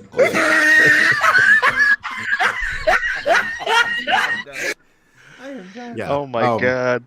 So I'm not gonna lie. I just really want to see fucking the Chris Harts and Alberts and fucking other ponies out there that I just want to see y'all cry for a little bit and put it in Watch Game them Pass one squirm. day too. Yeah, it's like I just want to see. I just want to be the hater guy. Yeah, I want to be that guy. But I just never had desire to play any of his games, man. So like I don't really give a shit about Kojima. I think he's overrated. I think he's kind of like just full of himself. And if we get him, does that mean we got to take that other asshole from the Game Awards too? We got to bring him in. No. Can we leave him somewhere? We got to bring him in. Do we? You know, when it comes down to it, me personally, I really, really don't care if he makes a game for Xbox or not. Like, he hasn't done anything that I've been interested in, pretty much ever. Like, Phantom Pain, I like, when I first saw it, like, I saw the visuals and everything like that. For that point in time, I was like, wow, that game looks really good. By the time I you know, had a chance to play it, like I played it and I'm just like, no, I'm done. It really, really didn't grab me. So I could care less either way. Although I will say, for all the people that were capping for Kojima when it came to like Death Stranding and this and what a great developer. I guess it's good PR for Xbox. You know what I'm saying? I'll say this too. Like, it's something I just thought about. Like, Microsoft doesn't have a good track history with working with Asian developers and Asian companies. Like, it's going on to like it's true. Spellbound. Those developers. We haven't got a Blue Dragon 2. We haven't like it's like one and done with those guys when they come over to Xbox, and then we don't see it anymore. So I mean, I don't know. I hope they can get some Asian talent under the umbrella, but I don't know if Kojima is the one that I would like for him to get. Well, we got a first party studio over there now with was it Tango? Yeah. Mm-hmm. So I mean but you need a lot more. You need a lot more than that. Come on, man. We gotta need more. No, I know. That's why we're gonna buy Sega. You know what I'm saying? That's what's gonna happen. But yo, shout out to my brother Sir X-Man hitting up the super chat. He says, "I just want Konami to bring me my bloody roar." Brother, do not hold your breath on that one, man. I'm rooting for you. I'm rooting for you, but don't hold your breath. I don't know what is going on with Konami, man. But yo, let's get K Mega in on this. You know, Crispy was able to share some of his opinion. I think we're gonna round it out with Crispy. So, yo, K Mega, Kojima. Now I know you're a PlayStation owner as well, so I don't know if you've played Death Stranding, got into that title at all. But yo, according to Jeff Grubb, there very well could be a Kojima Xbox game. You know, kind of like getting worked out to be in the pipeline, man. Are you excited? Yeah, I'm excited for any type of Japanese games coming over to Xbox after they had an opportunity to where to bring it back to the old OG Xbox, to the 360, where it was really when Xbox was really at its hype, when it had Japanese games. I mean, look, I have Death Stranding, started it, but it's like, you know, but see, this is going to be weird for me to say this, but if it comes over to Xbox, even as I was thinking like, I'm going to play it and rub it in people's face like Fred was talking about. I'll just show gameplay just to be shitty, you know. But just you can send that gameplay here so we can put it on the next podcast. I'll be well. petty. I sure fucking will. I'll be petty. I'll be petty because that's just what I mean. You know what I'm saying? Listen, I in this generation, you know, I'm sitting here. We was trying to be cool and trying to be like, hey man, look, we're all gamers here. We're just trying to, you know, listen. Xbox will be fine, but you know, you guys, you know, you got to stop with all this. No. This generation is all about the slander. I'm not holding it back. So yeah, I'll go ahead and I'll play it on Xbox and I'll show gameplay of it. I'll put it on Next. I'll put it on GRG. I'll put it on my other project. I'll put it on Devin the Gamer. I have no idea. Yeah. So you know what I'm saying? It is what it is. But I think this is what I think what this is about. Xbox is wanting to try to get a better standing with the East, and so therefore, if you have somebody that has a high, you know, that's got a high pedigree within the gaming universe or industry, Kojima is a big name, and you got him to bring over Death Stranding. It was critically acclaimed. That's a good look for Xbox because that is something that, like what Dark was saying, that ain't something that's going to resonate over the Xbox gamers. But I guarantee you, Xbox gamers will play that game and try it out just because of all of the lore and everything that behind Kojima, and they put that They'll on just Game do it Pass. out of spite. That's what I'm saying. Like it'll be people that'll do it out of spite, but there'll be people that weren't interested in paying the money for it. But if it comes in Game Pass, they'll try it. And what that will do is that you'll have some people that will say this game was absolutely not for me, and then you'll have some of those Xbox gamers that say, you know what, I kind of like this. That's what the power of Game Pass can do. Also, whatever the new game can be, listen, you're gonna be shocked about this. I actually agree with Crispy because of this right here. There was an article that came out a couple of months ago that they were saying that the relationship between Konami and Kojima has gotten better. They've been in talks. They've kind of put all their dirty laundry out in the air, and then they kind of now settled and like, look, we've had a lot of great memories, a lot of great people that he's worked with out there. There's people out there that still love Kojima. And so therefore I could see it. Because if you're going to make a headway of bringing over a game, it's not going to be Death Stranding. It's going to be Metal Gear, or it's going to be Zone of the Enders. It's going to be something like that will get people over. But again, I would think that it would be, or it would be a horror game. I know that there's a lot of people out there that likes horror games, but for me, when I think of Konami and I think of Kojima, I think of only two games, and that is Zone of the Enders and Metal Gear. Those are the games that I can see it. I can see it. The way Xbox is moving, the way that things is going, the rumors of what we've heard from this, that, here, and whatever, the situations that the relationship that Xbox is having with Sega, what Konami is doing on their end. If you remember, Konami did the same thing with their Pico machines and all that, just like Sega did. They divided them into their own entities now. So I don't know what the hell Xbox is going to be doing. But I think that if you got Kojima to be out there and say, look, I'm going to make this game for Xbox. And if Xbox put in enough money to make it exclusive, which they have the money to do, I mean, can you actually, at anybody in this panel and in the chat, actually think Microsoft can't do it? They can. They Money can do talks, whatever they want. They can do whatever they want because money talks and bullshit walk.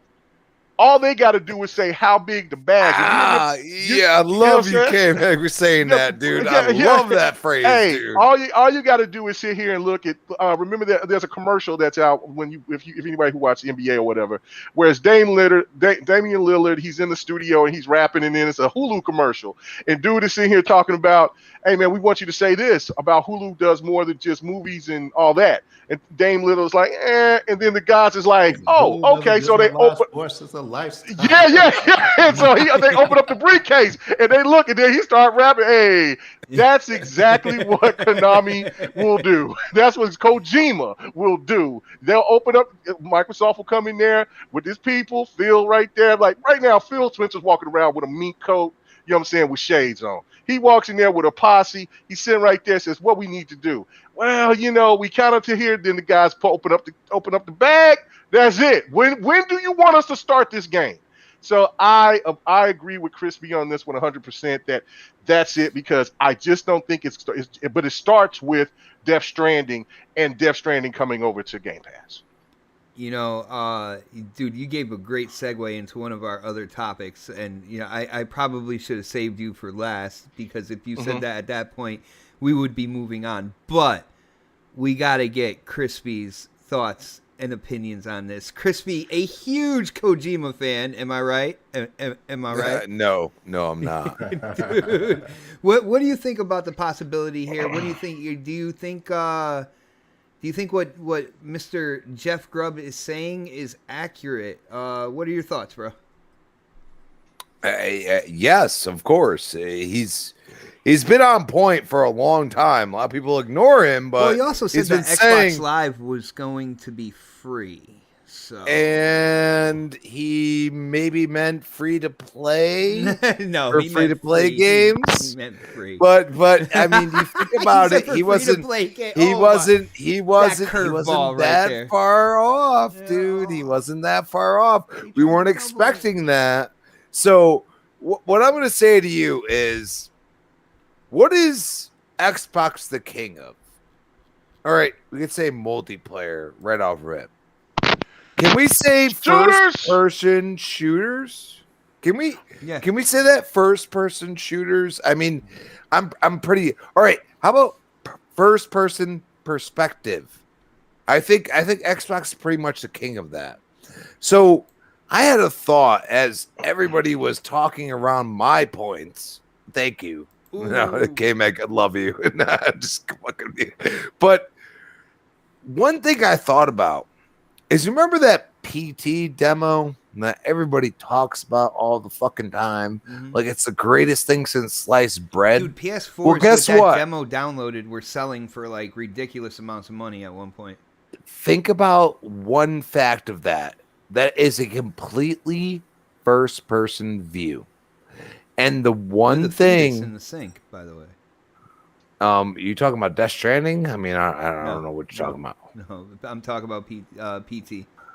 Yeah. Well, maybe it was when he was thinking about fetuses too much. I don't know. But you know, the fact is that he wants to make something. Yeah, for real. He go ahead, speak, K-Mag. No. I was just laughing. I know, because when you said that, I just had to hit you with the buzzer. But that's okay. You're fine. Continue, please, sir. But you have to realize that you know, he has a thought process, and right now I feel it's either Metal Gear, going back to what he knows well, he does it well, or you go to something new, and he seems to be going into the horror / you know, whatever the hell Death Stranding was. I mean, somebody could tell me any other aspect of that, but it felt like it was trying to be horror, but it was trying to bring in a lot of, you know, new age logical thinking or some bullshit. So I'm thinking that he's either going to go Metal Gear or he's going to go PT, which who knows who actually owns that IP. I know it came out as a demo, but it has disappeared. And I know for a fact Sony does not own it. Is it Konami? Is it Hideo Kojima himself? It's Konami. Konami. It's owns, Konami. Okay. Yeah, they own that. Yeah. So think about that. Konami. Have you watched Twitter? The way the Outriders, you know, like whoever is running that, okay? Konami has their name on it. All right. Somebody's running it like an Xbox Twitter handle. That's what the way they're running it. They're running it like it's something more important to. Oh, you said to Outriders. let Outriders is Square Enix. What are you talking about, bro? Square Enix, yeah. Yeah. Okay. Keep going. My bad. I'm thinking out loud, sir. Thinking out loud. No. I didn't say anything else. That was Square Enix. Okay. So I'm confused. What is happening is they are acting just like an Xbox Twitter handle. They are making it more important to let the gamers know, even though they might hate it, they might get bad press from it. God only knows. They're letting them know that they see the problems, which we don't see from Nintendo or PlayStation ever. Okay? We never see those things. And it's starting to become more relevant. And I feel like Kojima himself is like, you know what? I just want people to love my game. And sometimes that requires you to say, it ain't working over here. They're not doing what I want. They're not saying that this update's coming out or this is happening. They say it after it's already come out. And I don't like that. Well, I heard Sony was disappointed with Death Stranding in terms of like the overall sales and everything as well. So Of course they were, because you have to understand, like, people like what they like, and Sony just threw it out there, and it got nominated for how many Game of the Year awards? You know what I mean? Now we can speculate about the reason of that, but there's still a reason for it. It's not something like where I go and say, I hate you because you love that game. I'm just like, maybe you played enough of it. That's the way I look at it at this point. You know what I mean? Because I hear a lot of people, you get past 10 hours. Why the fuck do I have to get past 10 hours to actually enjoy the game? Oh, I don't understand it. I hate when people are like, yo, you gotta, the first 10 hours. Once you get past the first 10 hours, then the game really gets interesting and it'll hook you. Isn't that ridiculous? I'm sorry. With that game, it feels more like 20 hours. Oh my goodness. But that's what I'm saying. But I will say this: Metal Gear was really good for me as I was growing up. Like Metal Gear 1, 2, all the other ones that came after. I can't even remember half of them because like I was in between Fallouts and Battlefields like after that. But I mean, I played him on the PlayStation. I played him on the PlayStation 2. He can go back to that, and that's the easy out. But I feel like I don't know who owns that PT demo besides Konami. And Konami right now, just like whatever. That's interesting, and I didn't hear anybody bring that whole PT thing into it.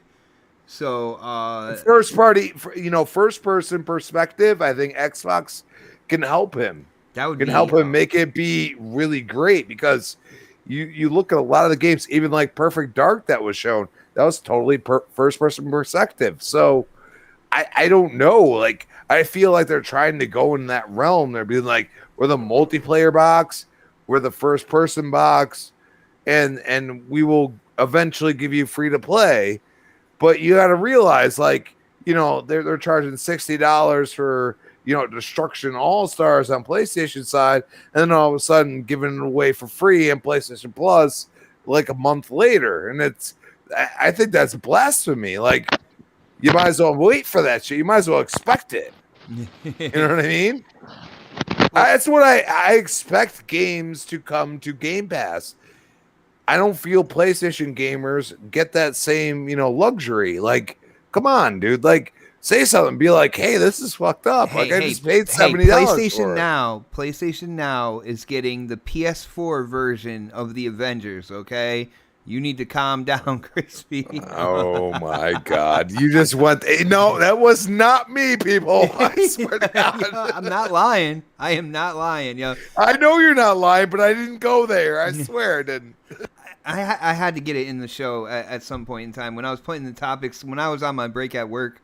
Or actually, no, I put it in real early. I was actually getting ready to get to work. Later on in the day, I was like, oh, man, I forgot about that. So I had to get that in there. But, shout out to the friendly neighborhood Blue Shell hitting up that super chat. And he said something really interesting about Outriders here. First off, he says, just supporting the podcast. He says, just beat a side mission on World Tier 11 that gives you 8 legendary items, 7 weapons, and 1 armor piece. Warning, it was not easy to beat alone. So there is a mission out there that will give you 8 legendary items once you complete it. I'm all trying to get to that tonight. Yeah, what mission was that? Blue Shell, I need to do that shit again. Blue Shell, if you remember that name, definitely put that in there. Let's see. Was it the nuke mission? I asked him. I see, and I haven't played enough Outriders to even know if that was funny. I don't know what is going on right now. Fix your servers. Get off guys. Destiny. Fix your servers. No, I was playing Forza Horizon, man. Fortnite. No Fortnite, dude. Yo, Snaps could not get me to play that game. Actually, she got me to play that game a couple times, man. But that was okay. So I got another game for you guys. I have another game for you guys because I had to go do some research. Um, the game that I'm thinking right now, which I think there's still Crispy's on to something. I still think that there's a possibility that Metal Gear can come, but I think Metal Gear will be will not be the exclusive. I think Castlevania will be the exclusive, and this is why. I just looked it up, and I was looking at it, and I was saying I did not know that Kojima helped make the Lords of Shadow games. Really, he did, He helped produce those games. dude. That might be the Kojima game that I like because I love Lords of Shadow, man. Well, yeah, like I mean, he did, I believe, both of them. So the Lords of Shadow and the other 3D one, but they also they had to help with Mercury Steam or Stream, but Kojima Productions was the one that produced it. So Kojima helped do that. So that could be the game right there. That could be the exclusive because that has been the game that a lot of people's been asking for to come for backwards compat. That's the game right there that screams, hey, Xbox, you need that. Because if there's anything that Xbox needs more than anything is a hack and slash type of game. And that game, Castlevania, is absolutely the one, spot on right there. Well, so I will. And Metal Gear Solid could be, and another Metal Gear could definitely be on the table as well. But I think because that also screams Xbox, but I don't. But I take back the thing about it being exclusive. I think that game will still be a multi-plat, but I think that but I think Castlevania is the game that Xbox is looking to get to make exclusive. Well, I'd be a little more secure with that now that I know that he was in there with Lords of Shadow. Yo, if you guys have not played Lords of Shadow yet, I highly recommend it. At least the first one. I didn't beat the second one yet. It's still kind of like on my list of games to beat. But the first one blew me away. Like getting towards the end of that game. And the story and how it twists and turns throughout, phenomenal, absolutely phenomenal game. But guys, we have one more topic that we have to hit real quick, and we got to hit it because it was a topic from last week that we didn't get to. So Phil Spencer has been heading Xbox for 7 years now. 7 years, man. It's hard to think like it's been that long. So I want to get what you guys think he is doing right and kind of like things that he can improve on. Now, a lot of positive Xbox stuff has come out, the past few weeks. So I'm just gonna go in with what I feel he can improve on, and I feel like he's been doing this slowly but surely. All right, I really feel like he's got to get better at teasing the future of the platform. Not being so tight-lipped about games coming out in the future, first party or whatnot. I feel like he's got to learn how to be more of an entertainer / salesman when it comes to the first party offerings that are coming to the Xbox platform. And like I said, I feel like he's getting better, but I don't feel like he's there yet. So, let's go to Pred on this. Pred, I want to hear what you think about Phil Spencer, his first 7 years. What are the good things, and what does he need to improve on, bro? You hit it right on the head with that one, like the whole secretive, aspect of it. Now, I mean, I get it; they can't tip their hand on everything. But the first couple of years, he just left us guessing, like, what the fuck's going on? What the fuck's going on? Now they've kind of come out and been a little bit more open with things, even though I think sometimes it's a little late, but it's still early, if that makes any sense. Like Avowed. I mean, like those games, like we know we're not coming for a while, but at least we know we're getting something. So like before, had he not done that right now, had they not announced some of the games they announced this last year, we'd be sitting here with with what? Like we got Halo coming, and that's about all we know. And typically in the past, what they would do, they tease a couple of games, and then they come out, but we have no clue what's coming out further down the pipeline. Like 2 years down the road. Yeah, he had this weird like 18-month thing. Like it had to be within 18 months that it's going to release to say anything about it. Yeah, I don't know if that was just like a. And the crazy part is like, we knew about the games. Like we knew there's a Fable. We knew there was a Perfect Dark. So like no matter how hard they try to keep things secretive, like it still leaks out to some degree, and they're still tight-lipped on it. Like you could have told us about now I'm thinking about maybe they hadn't made up their mind about making Fable 4 years ago, and finally said, okay, we're gonna make it because we're not gonna get it for a while. I don't think we'll see that game until 2023, but like just them being so tight-lipped on everything, like I know kind of why, like the Scalebound fiasco kind of did it. Let's announce this game and then they cancel it, and now it looks stupid. So I get it. I get why they did that, but have some confidence in what you're putting out too. Like if Scalebound, you felt like it wasn't going to be it wasn't going to work out. You still could have made the game. You just could have delayed it, or just had someone else do it and push it back. I mean, it was a money pit, it seemed like. So, and we may still get that game one day. Who knows? But don't do that, man. It seems like they put a lot of resources in it and they put a lot of time into it. So, like they maybe they put it on the shelf and fix it later. But that the whole tight-lipped thing, that was one of his faults. That I do think, though, going back to the beginning of the generation in 2013, how it started and where it's at right now, it's night and day. You got to keep in mind, he literally had to create a brand new Xbox. The original OG Xbox One. That isn't what he envisioned, and he had to basically yank that off the shelf and put another Xbox out there and completely change the way they're going to do things with the Kinect and with the Always On and all that stuff. Like they completely scrapped that ideal and came up with a new ideal. And I think the whole bringing things to, and I know it caused a rift when they did it with Quantum Break and they put it on PC, right? When that's what started it all. From that moment on, putting things on PC, and starting Game Pass and getting Game Pass on PC, it just like that whole like the last, I want to say 3 years or so, have been great. Like the decisions they've made from that point on, just to do that from there on, has been great for the company. And like just, even though it was a tough sell to everybody, if you look back how people were like divided on it, I think we've kind of like we're okay with it now. No one gives a shit about it. We're happy. It's kind of like normal now. Like, yeah, we're happy with it. And so everything that we went through 3 years ago, 4 years ago, all the Sony fans are gonna have to go through that now. And you can see it. Like you see it's happening. Like they don't want to believe it. Like with us, it was like we weren't expecting it.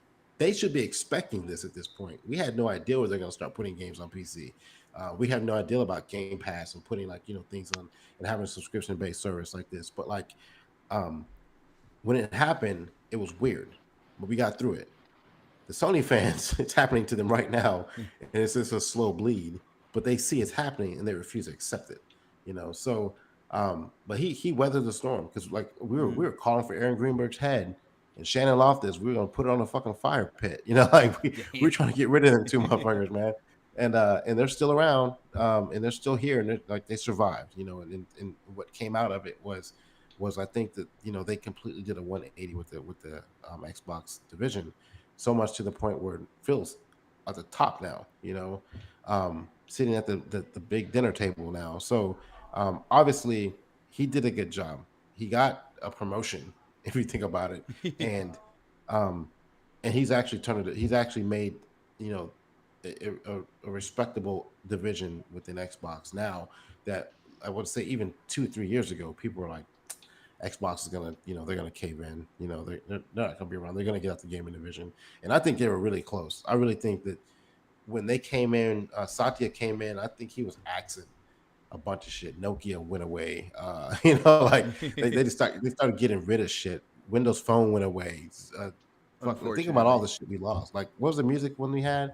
Groove, yeah. Zune went away. Like he cut all that shit. And Microsoft, Xbox was on that table at some point. And I guess something happened. They he took them in the back alley or something and sucked them off. I was like, oh, maybe I keep this round. Wow. You know, and it worked out. You know, so we're still here, but like I think we were pretty close to losing Xbox. I think it was like on the chopping block at one point in time, and he's turned it around to the point where he's at now. You're late. You were late on that. I know. I was there because I had it put away. Damn, I wasn't expecting that was a horrible picture you painted, Predator. I just right. Like I was just like, damn. So I'll make a meme of that later. Oof. All right, bro. All right, I'm good. All right, no doubt. Let's go to Crispy on this one. Crispy, 7 years, Phil Spencer, leading Xbox. Let us know what you think about what he has done so far, and definitely let us know what you think he can improve on moving into the future, bro. Well, let's start with the negative. Number one, where's that high fidelity VR, Mr. Spencer? Just saying. Oh, where's that? Albert. I saw Albert in the chat talk about the VR. You know what?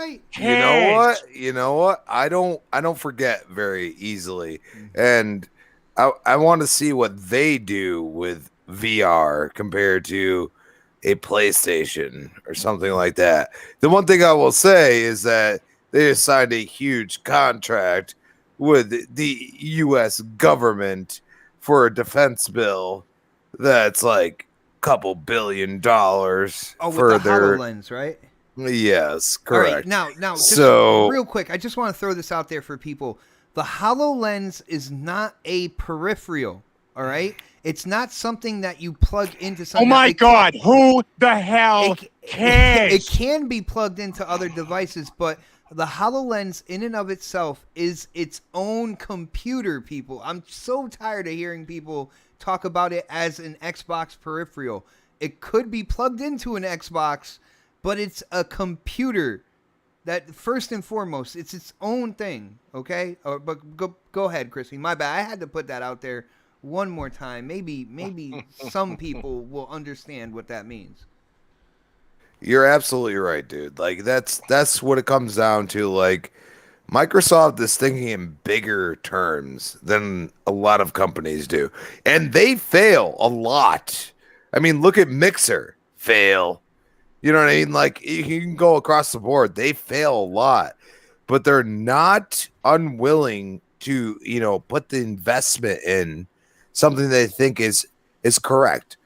And, for them to, go all in with Game Pass, especially after these past like month and a half, it's pretty incredible. And we started seeing that when, 2019 hit and the Game Awards came out and they dropped the Series X like that. Like they didn't even like they didn't even like question like whether Sony's going to do it. Well, you didn't do it. Screw you.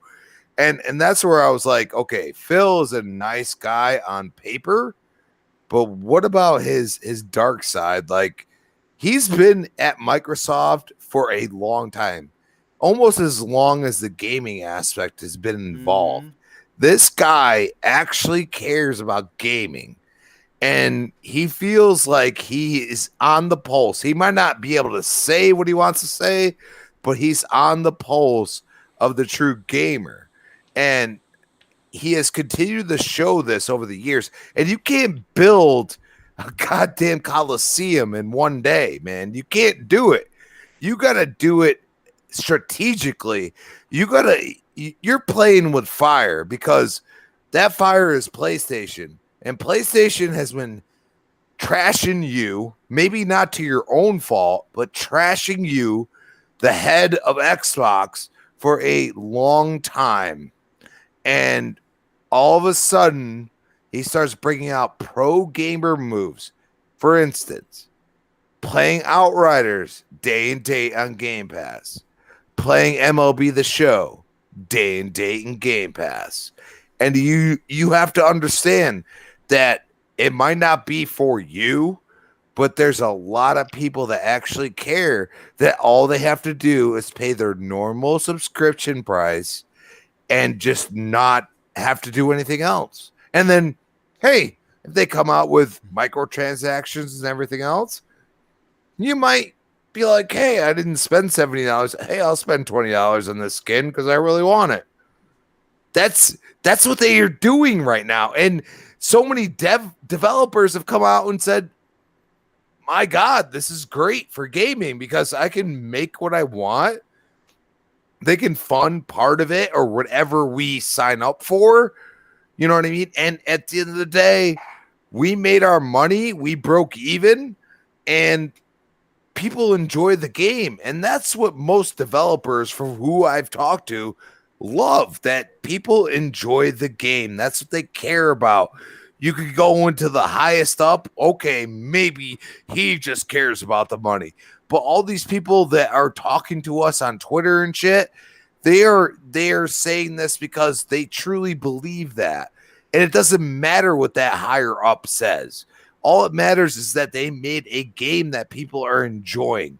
And a lot of people just, trash people for enjoying the game they made. Well, for fuck's sakes, if I cut a great piece of meat and you say, this is trash, and I'd be like, you ever cut meat before? Well, guess what?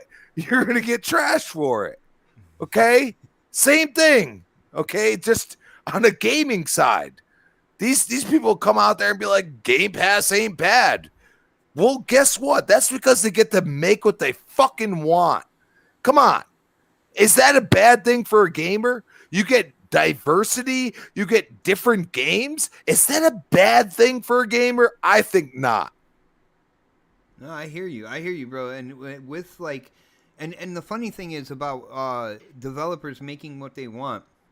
If you look back at the ZeniMax deal that brought, Bethesda, id Software, and the other developers under ZeniMax, brought them into first party with Xbox. One of the main things that they said is now they can make games that they want. They don't necessarily have to worry about pleasing the masses per se. Having to make kind of like your run of the mill games that are popular at this point in time. They can kind of like push the envelope and be creative and make what they want. And I think a part of that is because of Game Pass and kind of like that is the core of Xbox's thinking when it comes to developing games and how many studios they have and all that good stuff. And can I finish up my point real quick? Yeah. Phil is playing chess with checkers, and the only reason why he's really doing that is because for once Xbox is not too far ahead. Microsoft is not too far ahead. They screwed up with it, a lot of Windows shit, stuff like that. Nobody's putting that with Xbox. Now Microsoft's looking at Xbox and be like, this is a super profitable thing. And on top of it, we can spend money and eventually we are going to make money. And that's the one thing I'll say about Microsoft compared to most companies. They will spend the money and not make anything or completely delete the service or whatever. They will get rid of it as quick as it doesn't work. And right now, Game Pass works. It's clear because of what they just did. And this is all just them trying to keep people engaged in Game Pass until they come out with the first party deals. All the first party deals they did, guess what? They're coming. Halo Infinite, you ain't going to see nothing coming around Halo Infinite. Nothing coming to Game Pass. It's just going to be Halo Infinite and a bunch of like 360 games or some shit. You know what I mean? Like they're going to be like Halo Infinite. Bam, there you go. And you know what? That's not a bad thing. That's a good play because that game has so many people just like, is it good after all this shit? And that's the whole point. Like Xbox is engaging people, whether it be through social media, third-party games, and then, for us smart people, we go and say, well, where the hell are these first-party games? And think about that. Like you're in a Game Pass, $15 a month. All of a sudden you get Halo Infinite, the next Gears, the next Forza, And then Hellblade. on top of that, you get Hellblade, you get Avowed, you get Perfect Dark. Like, dude, it starts adding up. And these are different games in their own aspect. And it's just like, you know, I might not like, you know, 2 of them, but I'll like another 3 or vice versa. And that's where you go and say, like, the value proposition is incredible for Game Pass, and it's made me a different gamer because I wouldn't play some of the games that I have, and that's what I love. Definitely got you. Yo, speaking of the damn financial proposition, yo, shout out to Darnell Davis hitting up that super chat, brother. Brother, you didn't write anything, man. There's nothing to say. You just hit up the super chat, dude. I appreciate the support. Yo, shout out to you, man. Next time, put something in there, something that you want me to read out loud for everybody, and I will do so. Let's see here. Let's see. It's between Dark and K Mega. Dark and K Mega. Dark and K Mega. Let's go Dark. Let's hit the angry otter himself, Dark Optimus, Phil Spencer, heading Xbox for 7 years. Let me know what you think about the progress or maybe lack thereof, depending on your opinion. And let us know what you think he could do better, bro. I'm starting a petition to get Phil Spencer to be the head of Xbox and PlayStation. Shit! Wow! Did you really? You should definitely start that petition. Put it out there on Twitter, man. Could you imagine that shit, dude? Oh my god! You know how many people would be like, "Man, fuck this I don't guy." think it would take too long, man. I would promote it. I would promote it like crazy, bro.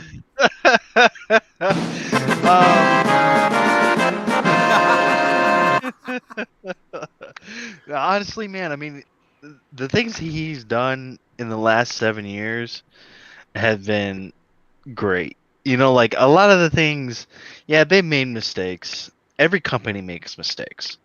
I mean, look at PlayStation; they're making a ton of mistakes right now.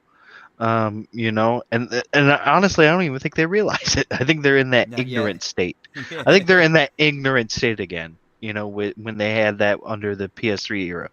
Not as far as they were when they were under the PS3 era, but they're there. They're in there somewhere, you know, in the ignorant state. But Phil's not. You know, he's not. He's thinking to himself. He's a gamer, right? So when he went to Satya and he said, you know, they probably sat down, they probably had a meeting, and he was just like, we need to keep gaming around. Like, we just need to keep it. Like, we can't get rid of this. And that, and then he showed Satya his plan. And Satya was a smart enough businessman to be like, okay, let's run with it and see where it goes. But I'm sure there was an ultimatum to saying, if it don't work, you're done. And guess what?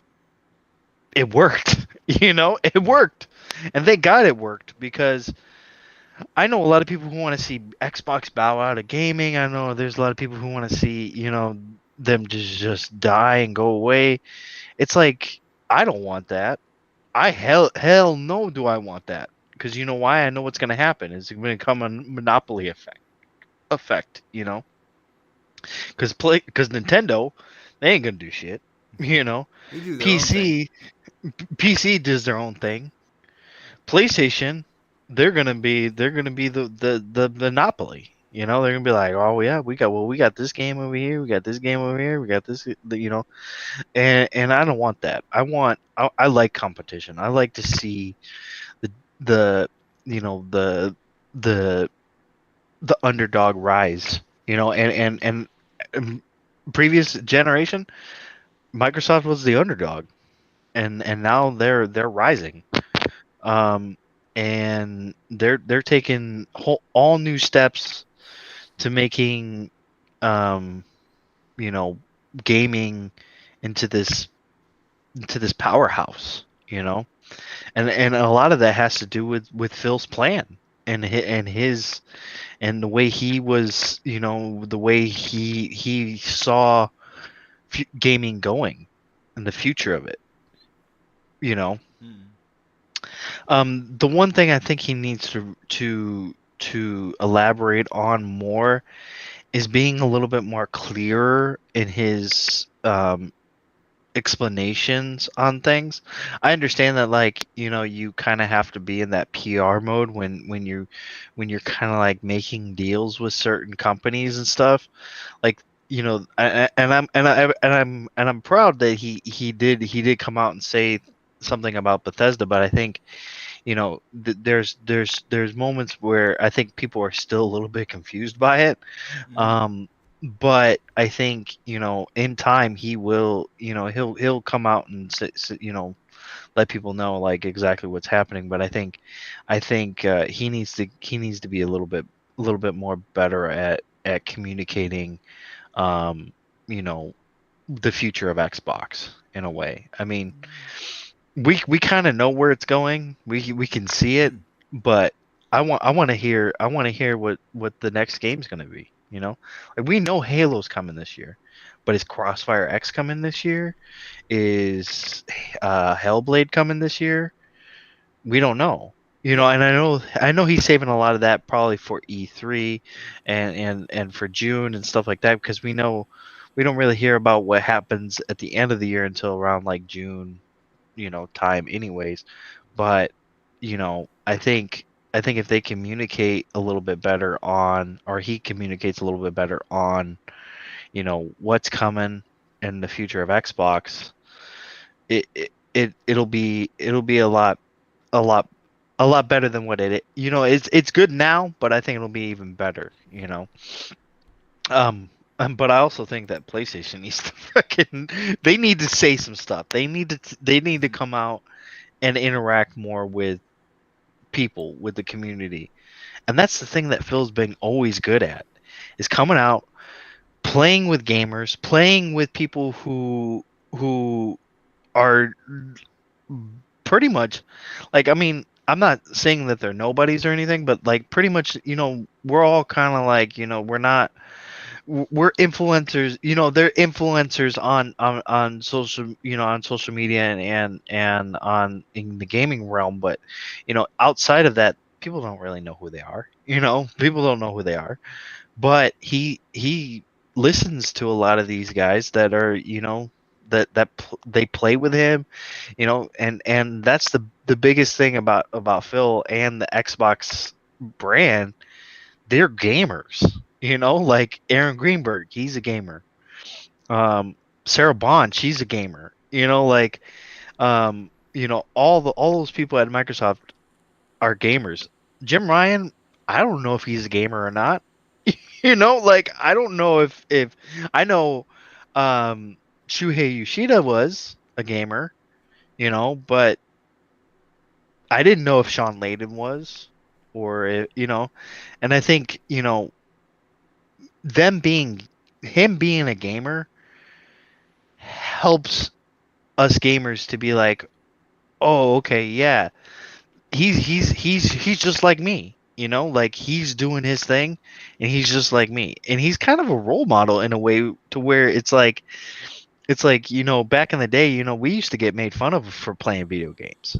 I mean, I don't know about you guys, but I used to get fucking all the time, like, being like, you play video games? What the fuck is wrong with you? Like, I play video games, man. I don't know. It's fun. You should try it. Like, I mean, you probably have fun.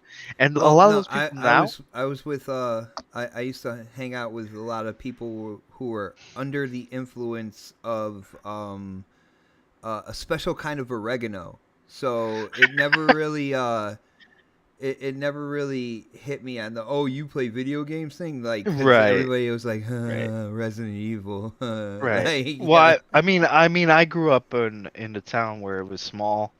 It was a backwoods country town, So I mean, there was a lot of like, you play fucking video games, like, what the fuck is wrong with you, kind of thing. And Finish him. to see somebody like to see somebody like Phil Spencer ahead of a company who's a gamer as well, that's awesome. You know, like that's fucking cool. It's You the don't bee's see that knees, very man. often. You really don't see that very often. So I mean, kudos to Phil. I Are you hope trying to say he can. Don Matrick wasn't a gamer? Yeah, Don Matrick was not a fucking gamer. Like he was a businessman. He was not a gamer. You know, you could tell when somebody's a businessman and when they're a gamer. And Phil is a huge gamer. You can tell. Jim Ryan, he's not a gamer. Like I can just tell by the Dude, way you need to start that he petition, man, and share it out. Yo, I swear. Could you imagine it? Oh my god. Dude, you don't have to pay for a petition, right? Like it's No, free you to don't. start one. No. Yeah, No, yeah. dude, Yeah. start it, okay? You'll go down in the Hall of Fame as the man who did that. I just let you know.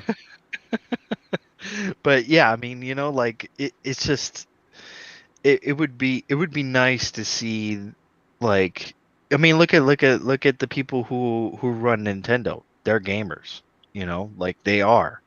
Like no ifs, ands, or buts about it. They are. They may wear suits, but they're gamers at the same time. Um, it's nice to see that in the gaming world. Like when that one guy. This is my last point. When the one guy who took over Konami, he wasn't a gamer, and look at what he did. Look at what he did to that company. He just made them make pachinko machines. I mean, they're probably doing good. I mean, they're probably doing fine. But do we hear about them anymore? He wrapped it No. up in a nice little bow for a big company like, I don't know, maybe Microsoft to buy. Like, I think that's, Yeah, I mean that's the thing. I mean, that's the rumor. those IPs are just sitting there. They're just sitting there, not being utilized. It's sad. That's what happens when you don't have. I feel. This is just my opinion. I feel if you don't have somebody who understands games and adore or likes playing games or has a well-rounded understanding of it, you're just not gonna have. It's just not gonna work. I got you, bro. I got you. Yo, is our brother Christopher Hart trying to promote? Like, is he trying to hype like the possibility of Sony games getting promoted on Netflix as a huge thing? I think that's what he's trying to do. Here's the thing. Uh-oh. People need to differentiate the film stuff from the game stuff. Okay, just because the film stuff is going to Netflix does not mean it has anything to do with the gaming aspect at all. They are completely different. They get released in the movie theaters. It's like when Right. When Exactly. they go to DVD, they go to Netflix. Like, Exactly. oh, but you don't own it. You don't own it. Yeah, it's service. But it's a completely different entity. It's not in the same realm. Like I heard somebody saying, like, I can't remember who it was, but they said, if you stopped watching the Spider-Man movies and the Venom movies and stuff like that, then it would create, it would make Sony want to put those games on Xbox or some shit like that. And I was just like, that has nothing to do with that. Real quick, that has Dark, nothing. I can finish this.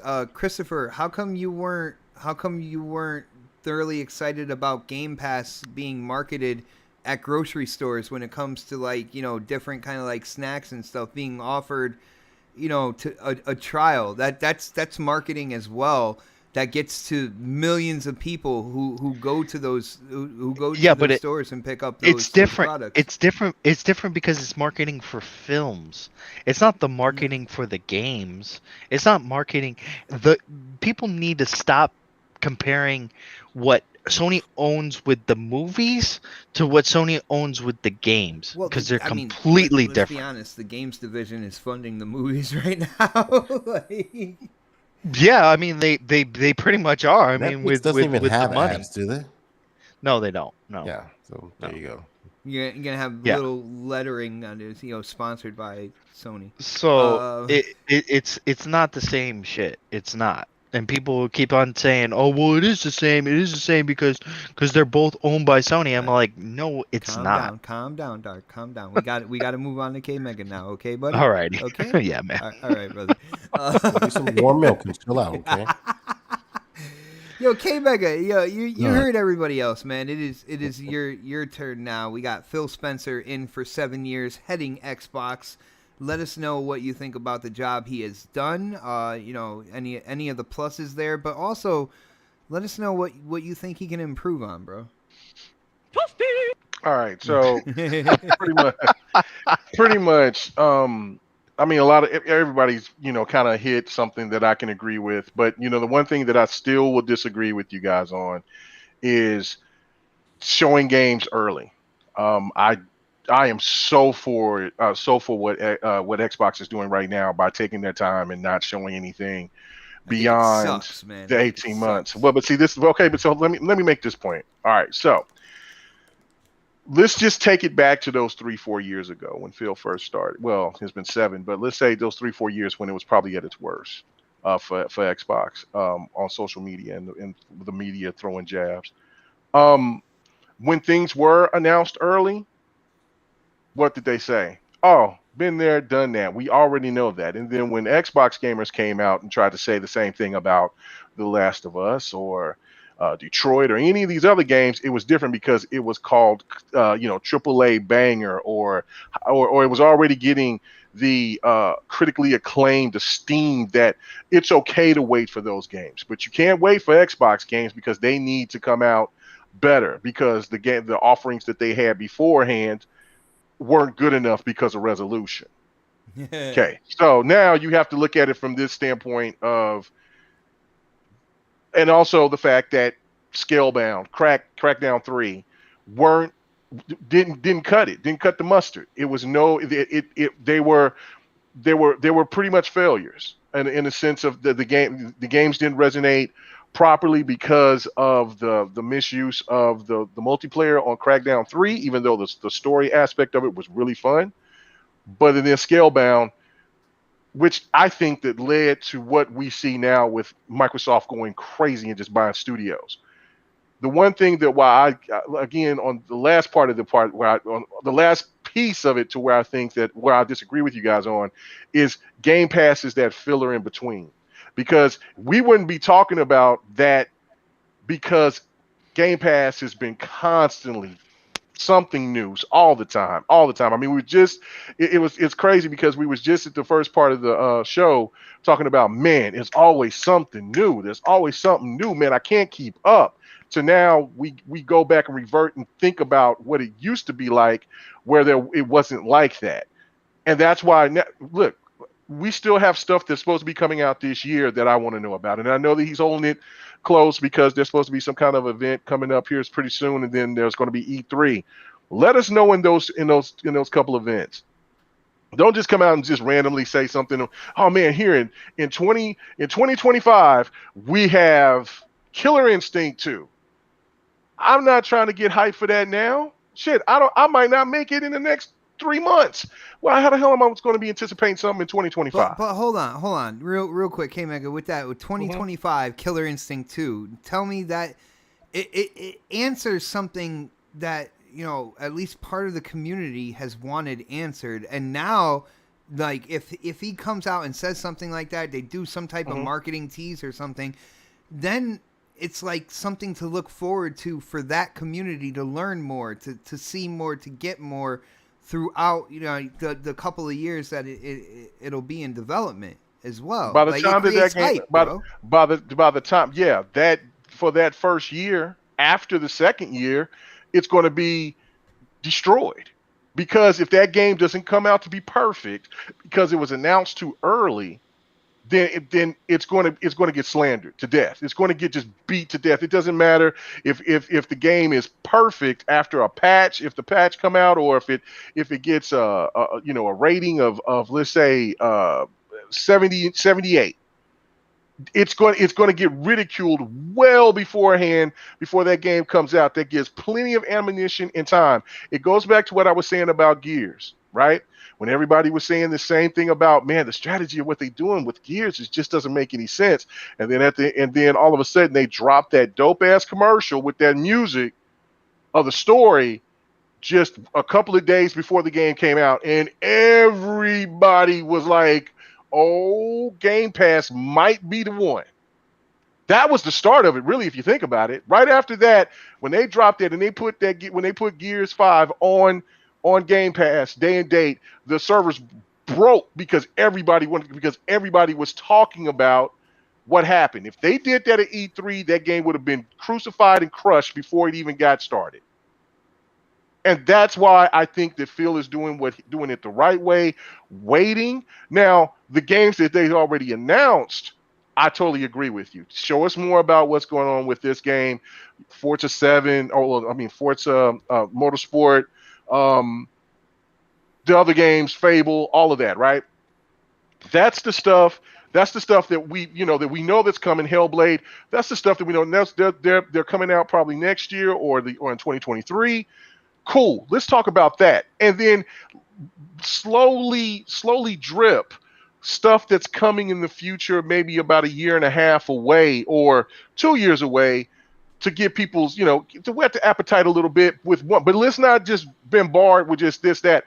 This is what Game Pass was about, because if you remember, that's why everybody was saying Game Pass couldn't sustain. Real quick, K-Mega, so Yeah. when they announced, like, say, Fable, when they did the teaser thing for Fable, we all know that that's like a couple years down the line.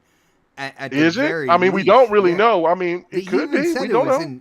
it was like It was still in production, very yeah. early development. Like he's Right. come out and said that on a couple things. But the tools are a lot quicker to use right now. But go ahead. I'm listening. Well, Go ahead. if you go with his word on it, Mhm. like, he says, like, very early, even like when they showed Hellblade, when they revealed the Series X and they showed Hellblade. So you mean to tell me, like, you didn't like those announcements because they were in early development? They were going to No, you're putting words in my mouth. Well, no, now. I'm hearing what you're saying, and I'm kind of like, so, like, when it came to those announcements, he shouldn't have done those. Xbox was due. That was the thing. Xbox was due because we were waiting. You see what I'm saying? Now there really ain't too much waiting, because we're anticipating what's happening with Game Pass right now. That's the new distraction. And as long as they can keep doing the stuff that they're doing with Game Pass, nobody except for a few has been the ones talking about, man, Xbox ain't been showing nothing. Because everybody is like, damn, Game Pass is showing something every damn week almost. Mm-hmm. And then we got an event. Yeah. And so now we got E3 coming. Xbox is going to show something there that's going to probably be about a year or two away. And then we're going to have the stuff that we're still anticipating to be coming out this year, or something that's going to probably get delayed and come out next year. That is plenty of stuff. They had to get ready to start the rotation. I was agreeing with everybody at the point of, like I'm saying, this last year, the E3 2 years ago, had to deliver, or Xbox would be in a bad place, because they barely got out of the generation. And so they had to show that it's like what Crispy said, Rome can't be built overnight, but you got to show us something. Mm-hmm. Now we've already seen the stuff that they're working on, and they constantly keep doing stuff. And then now we're seeing the success of Game Pass and what that's attracting as well. I mean, it's a perfect marriage. Now, with my point, if you got anything you want to answer me that before I move to the last part of what I was going to say. No, go ahead, bro. Okay, so that to me is where I don't agree with you guys on that. We have to keep knowing stuff 3-4 years down the line, because it works for Sony. It don't work for Xbox. Xbox get a different type of scrutiny than what PlayStation and Nintendo does. That's just a fact. There's no reason to even try to deny that. So, the things Phil needs to, I think Phil needs to keep working on trying to bring more fighters, more hack and slash.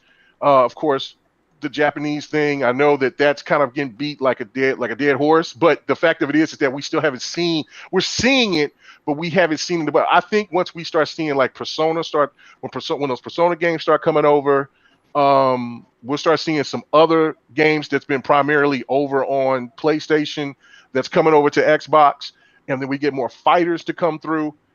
That's the only thing that I can look at for right now. And of course for VR, because he did mention it. And I think he's still checking the market on stuff, because I don't know if you guys read about what Facebook did with the they were supposed to be making a new VR headset, and they stopped it. But they still work. They still have the other one, and I think that one is selling really well. But the other one, they decided not to do it because I think it was going to be a cheaper version or whatever. But I think that Xbox themselves is still trying to wait and fill out the rest of this market. But I don't think that VR is going to go away anytime soon, because I think that the industry itself wants to push this to actually get more gamers involved in it. So I think that they still need to do VR, because he did say that the Xbox One X was going to have it and it didn't, and that's a blip in his record.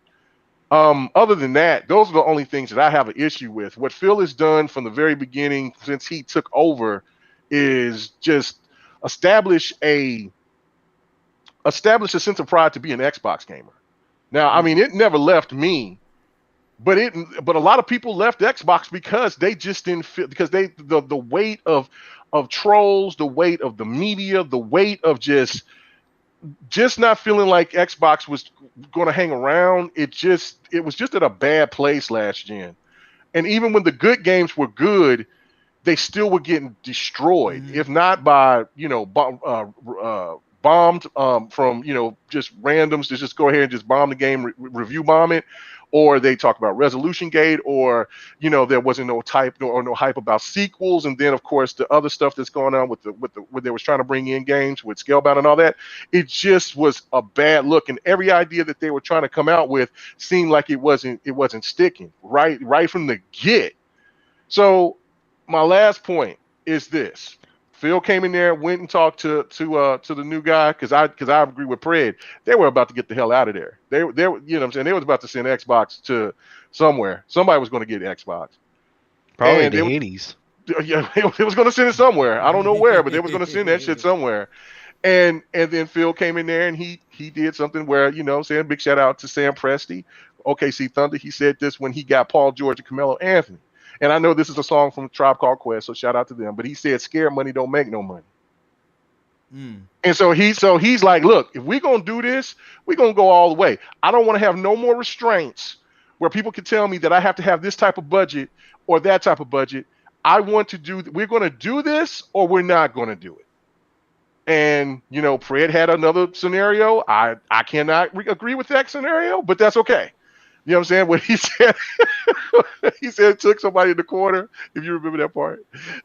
But Phil came out and said that, and then you know what? Everything has been looking real sweet. And it was tough. It was tough sledding, but now it's just like what Otter said, man. There's people that's got this sense of pride. You see Xbox Nation is heavy, is strong now. It's back.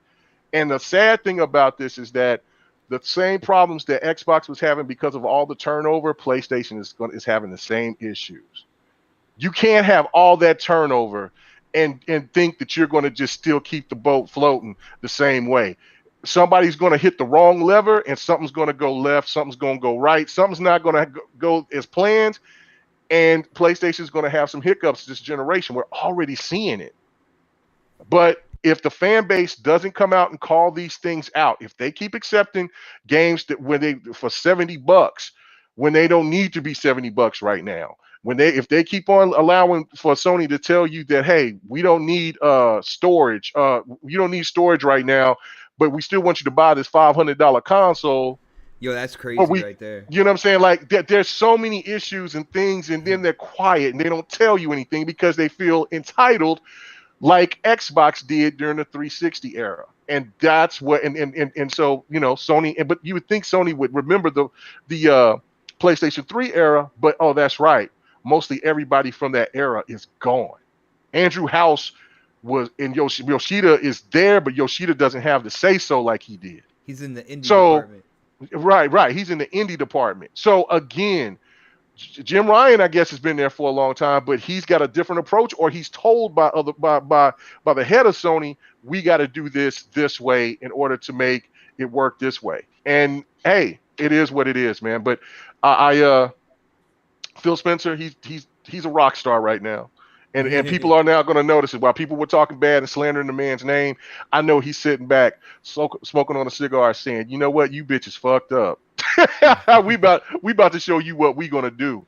And I'm excited. I'm really excited as an Xbox fan. So that's it, man. Yeah, Shout out to nice. Phil for doing that for Xbox and the whole staff, because it takes everybody. Because they picked up some people from PlayStation too. And I think when you were talking about earlier, who was the person? There was somebody who was made the notion of Phil. Hey, why don't we just show the Xbox at VGAs? That would be something that nobody's expecting. I believe that was the person that they picked up from Sony, that for marketing, from Sony's marketing, that came over and went to Xbox. So they got a killer team right now. Yeah, yo. Shout out to Phil and all the work that he's done with, of course, you know, everybody around him as well. Although when it does come to Aaron Greenberg, I will put it out there, Xbox, you can hire me. It's okay. I can do a good job at that marketing. I'm just saying, you know, throwing it out there. Aaron Greenberg's, Fishing a little bit. I won't. Yeah, you fishing hard, man. I won't put myself in an Ori onesie and take pictures and put it on Twitter either. You know what I'm saying? I will pet a hedgehog though. I will pet a hedgehog. So what's the difference? He put on Ori. He might like Ori better than he likes Sonic. Dude, I would find a more suitable body type to put in that onesie and share pictures. I'm just saying, look, that's what I would have done. What? Are you fat shaming right now? Yeah, are you fat shaming? No, Are you I'm fat not saying shaming? me. I'm not saying me. I mean, you know what I'm saying? What are you talking about? You want to put some kind of hot, sexy lady in a onesie and let her prance around? I mean, that's You would that's love being that. sexualized. You would sexist right love now, that, bud? K-Mega. Yeah, that's being sexist, man. would Are you love being that. sexist? K-Mega, you would love that, bro. No, I thought it would. You know what? I looked at it and I said, "Oh my lord!" But you know what? It's something that was funny. Look, they look like they're having fun, and that's what it's all about at the end of the day. You know what I'm saying? I mean, all the business and shit, the stress that those guys got to go through, I could only imagine. But if they're just doing these type of things and having fun with it, that's what they want. You know what I'm saying? The community to be is just having fun. So, look, like I said, I shout out to Shannon Loftus, shout out to Aaron Greenberg, shout out to all them guys out there. Man, Xbox. they had to go Xbox. through hell. Send me email. Come on, it's okay. Oh my god, You can do it, man. You can do it, yo. So if they get it, they put you in a what was that yellow tails? They put you in a tail suit. I know something. Oh, I'll learn how to spin my tails, man. No, if you go to Xbox, we're gonna put you I in a think we're straight done jacket. for the night, ladies and gentlemen. Yeah. And on that note, guys, this is another. Oh no.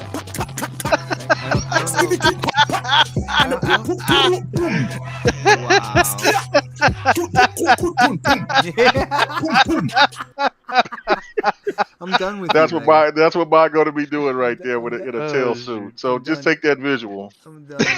Yeah. But yo, shout out to the chat, guys. Another next podcast in the books. I hope you guys had as much fun hanging out with us as we have had hanging out with you guys. Yo, if you haven't done it yet, hit that thumbs up button. If you haven't subscribed, definitely subscribe. I had a lot of fun tonight. Yo, it definitely made the drive straight from work to the house to get this all set up, and it made it all worth it. Yo, shout out to the panel too. I don't think I say that enough, man. You guys are absolutely amazing. I love coming together every Thursday to talk gaming news with you guys.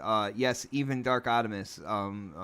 Guys, you're gonna have to sound clip that. Grab that. Grab that audio. How do you make an angry otter noise? That's...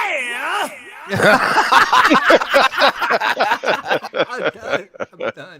Today, yes. Oh man. But guys, hold on. You said okay. Why are you gay? There we go. Why are you gay? Dude, I love that. I actually saw the beginning to that interview. That interview was absolutely hilarious. Yeah, I he said I just had to get busted that. out. He's like, hi. She was serious. She's like, look, people are getting beat up and killed and everything. And that is what he said. He looked dead at her, and I was expecting her to say, well, tell me more about the situation. He just said, Why are you gay? I said, no. I said, yo, they have no chill out there. But anyway. He definitely warranted a soundbite. Yo. But guys, like a 40-year-old with a comb over, it is time to get those plugs in. And I'm going to start with my brother Predator. Now, Predator, I got to say, I love the fact that like we have you exclusively here every Thursday for next podcast, man. It was awesome when you joined the panel. I look forward to it every week. And dude, not only what you say on the show, but some of the stuff in the chat too, man. But dude, what do you got planned throughout the week? Is there anywhere else that is what's going on, bro? Outriders.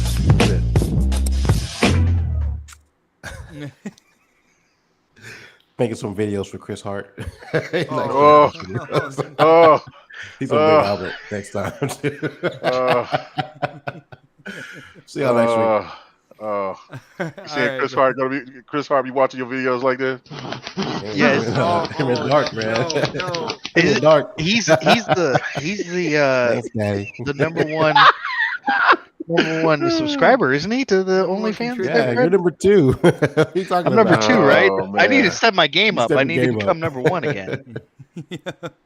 And, Oh my God. Next on the list, let's go with my brother Crispy. Now we all know Crispy is on multiple shows throughout the week. You definitely got to let people know. Wow. Hey, I like that sounded like an atomic bomb went off. Oh, I love that. Yeah. What you got for us, Crispy? That's what it sounded like. Well, always great talking games, you guys. Yes, Dark, you have made some ponies hurt, so I'm sorry, buddy. I did, man. We Don't be sorry to me. Be sorry for them. He's like the Grim Reaper that just like walks over He's gotta do that the for something, though. carcasses and everything. Like he's just like, oh, there's a tombstone. Oh, I'm sorry, buddy. I'm the guy. You'll be that sees an okay. old man. I'm the guy that sees an old man trip and laugh about it. Oh my God. Come on, man. Oh, see, that's no, you took it to an extreme now. I'm just Wow. But it's at Crispy Bomb on Twitter, Crispy Bomb 28 Xbox Live. You can probably find me playing Outriders lately, even though that game's still kicking my ass because I picked a build that all of a sudden they nerfed, and I'm like, I refuse to change. Oh, the patch already happened? Yeah, it already showed up. The game is going like Division. Like it's exactly what Division did, and it's kind of disheartening because the Division 1 did not do well. But yeah, and you can find me on Breakfast with Boom tomorrow morning, 10 a.m. You can find me on Retro Renegades, 7 p.m. Tuesday nights. And of course, you can find me back here on the next podcast, 8 p.m. Thursdays. Prime time, baby. Prime time, man.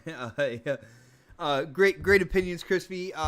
Can't wait to hear what we talk about next week. I have a feeling, as Pred said, things are dropping like week by week now. So, Xbox, they're inadvertently, they're giving us main topics every week is what they're doing. So, let's go to Dark Optimus, man. He's got the rhythm to the outro.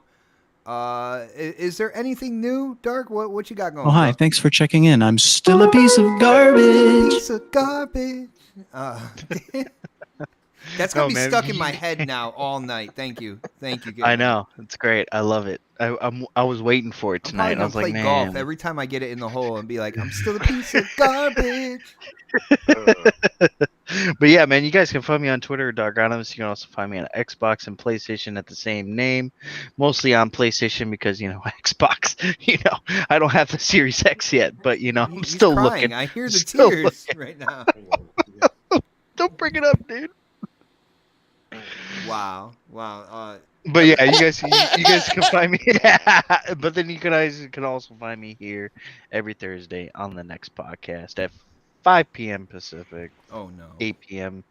Eastern. Prime time, baby. Prime time. That's right, man. And I gotta give the specific people no, you the don't time have to do frame. West Coast time. You don't have to. I do. Everybody I have knows to let East them Coast. know. See what people do inadvertently. They know the East Coast time, and then they think about their own time zone if they're not in it. Is what they do. So you can talk. No. Yeah, that's how big No. East Coast time is, man. I'm just No, saying. it's not. Yeah, It's really not that big. It really is, man. It really It's really is. not. It's really not. Dude, I'm not gonna argue with you. I'm right. Okay, let's move on. And of course, we've come to the granddaddy of all kind of like outros and announcements for shows and stuff like that. This man, he works hard for you guys to give you guys content, to give you guys original shows, stuff like that. Except for GRG where they bite off next podcast as much as they can. Anyway, K Mega, what do you got for us, bro? Welcome to the GRG podcast, the place for all your gaming news, plus hot topics of the week. Also, remember to follow us on Twitter at KMega4. She sounds All right, so drunk. therefore, She sounds drunk, bro. You know what? It sounds like she was forced to do that. Oh my god! You know what? And she did the same thing for Devin the Gamer for me too. So you need to watch out. So yeah, she was definitely no, dude. That was put a in the great closet get. to do that, brother. That was a great get. Do you know who introduces next podcast every week? If it ain't Jameson Locke, I don't care. Anyway, so let's get to it. Mr. Steve Downs, of course, baby. Master Chief. PlayStation's gonna be the next lock. You know what? Then I gotta buy. Then I gotta buy a PlayStation. Keep it going. I can't wait. I cannot wait when Locke comes back and the Master Chief saves Locke, just like Locke saved Chief, and then it's gonna be like, oh gosh, it's gonna be glorious. It's gonna be how it shout out to Tebow Cyrus, baby. Let's get it. Anyway, so. Check out the GRG podcast, man. Tomorrow night we'll have a guest, Delilah HD. She said she wanted to come on, so what I'm saying, former member of the crew, what I'm saying, so glad to have her back. I can't wait to hear her and our newest, well, she's really a new member for a new podcast that I'm starting up, which is GRG Extra. But her and D, I can't wait to hear that conversation. That's going to be pretty fun. Get their thoughts about what we're going to talk about, and then that will be 8:00 Central, 6:00 Pacific, and 2 a.m. GMT time. So that's what I'm saying. Just pay attention to those. And the other times, don't care. All right, so you okay? People now, bro. Anyway, no. People know what's going on. So come check us out there. The Devin the Gamer video is up. Hey man, and thank you guys, man, for coming and checking us out on listening to GRG and Devin the Gamer on Spotify and on what's the other? Oh, iHeartRadio. I will drop a link to where all our places are, because it's more than just those two. So, but really appreciate you guys checking us out there. And man, Fight Night Sunday is definitely going to be officially back. We're supposed to play Marvel vs. Capcom 2. So I dusted off the 360. Well, the 360 supposed to be back this past Sunday with like Mortal Kombat and Killer Instinct. What happened, bro? I was ready. Bro, it was Easter. So? Man, it's the resurrection, the Lord's Day. What's wrong with you? You can't say nothing. Shut your mouth. I hit him with that religion. Hit him with that religion. He can't say nothing. But anyway, but that can be day, bro. But anyway, but that Mortal Kombat can be right after we get done with Marvel vs. Capcom 2. So come and check us out on Fight Night. It's officially back. I apologize that I haven't been for the last 2 weeks, but yes, we will be back Sunday night, and I'll be streaming. Check me out on Twitch too, KMega405.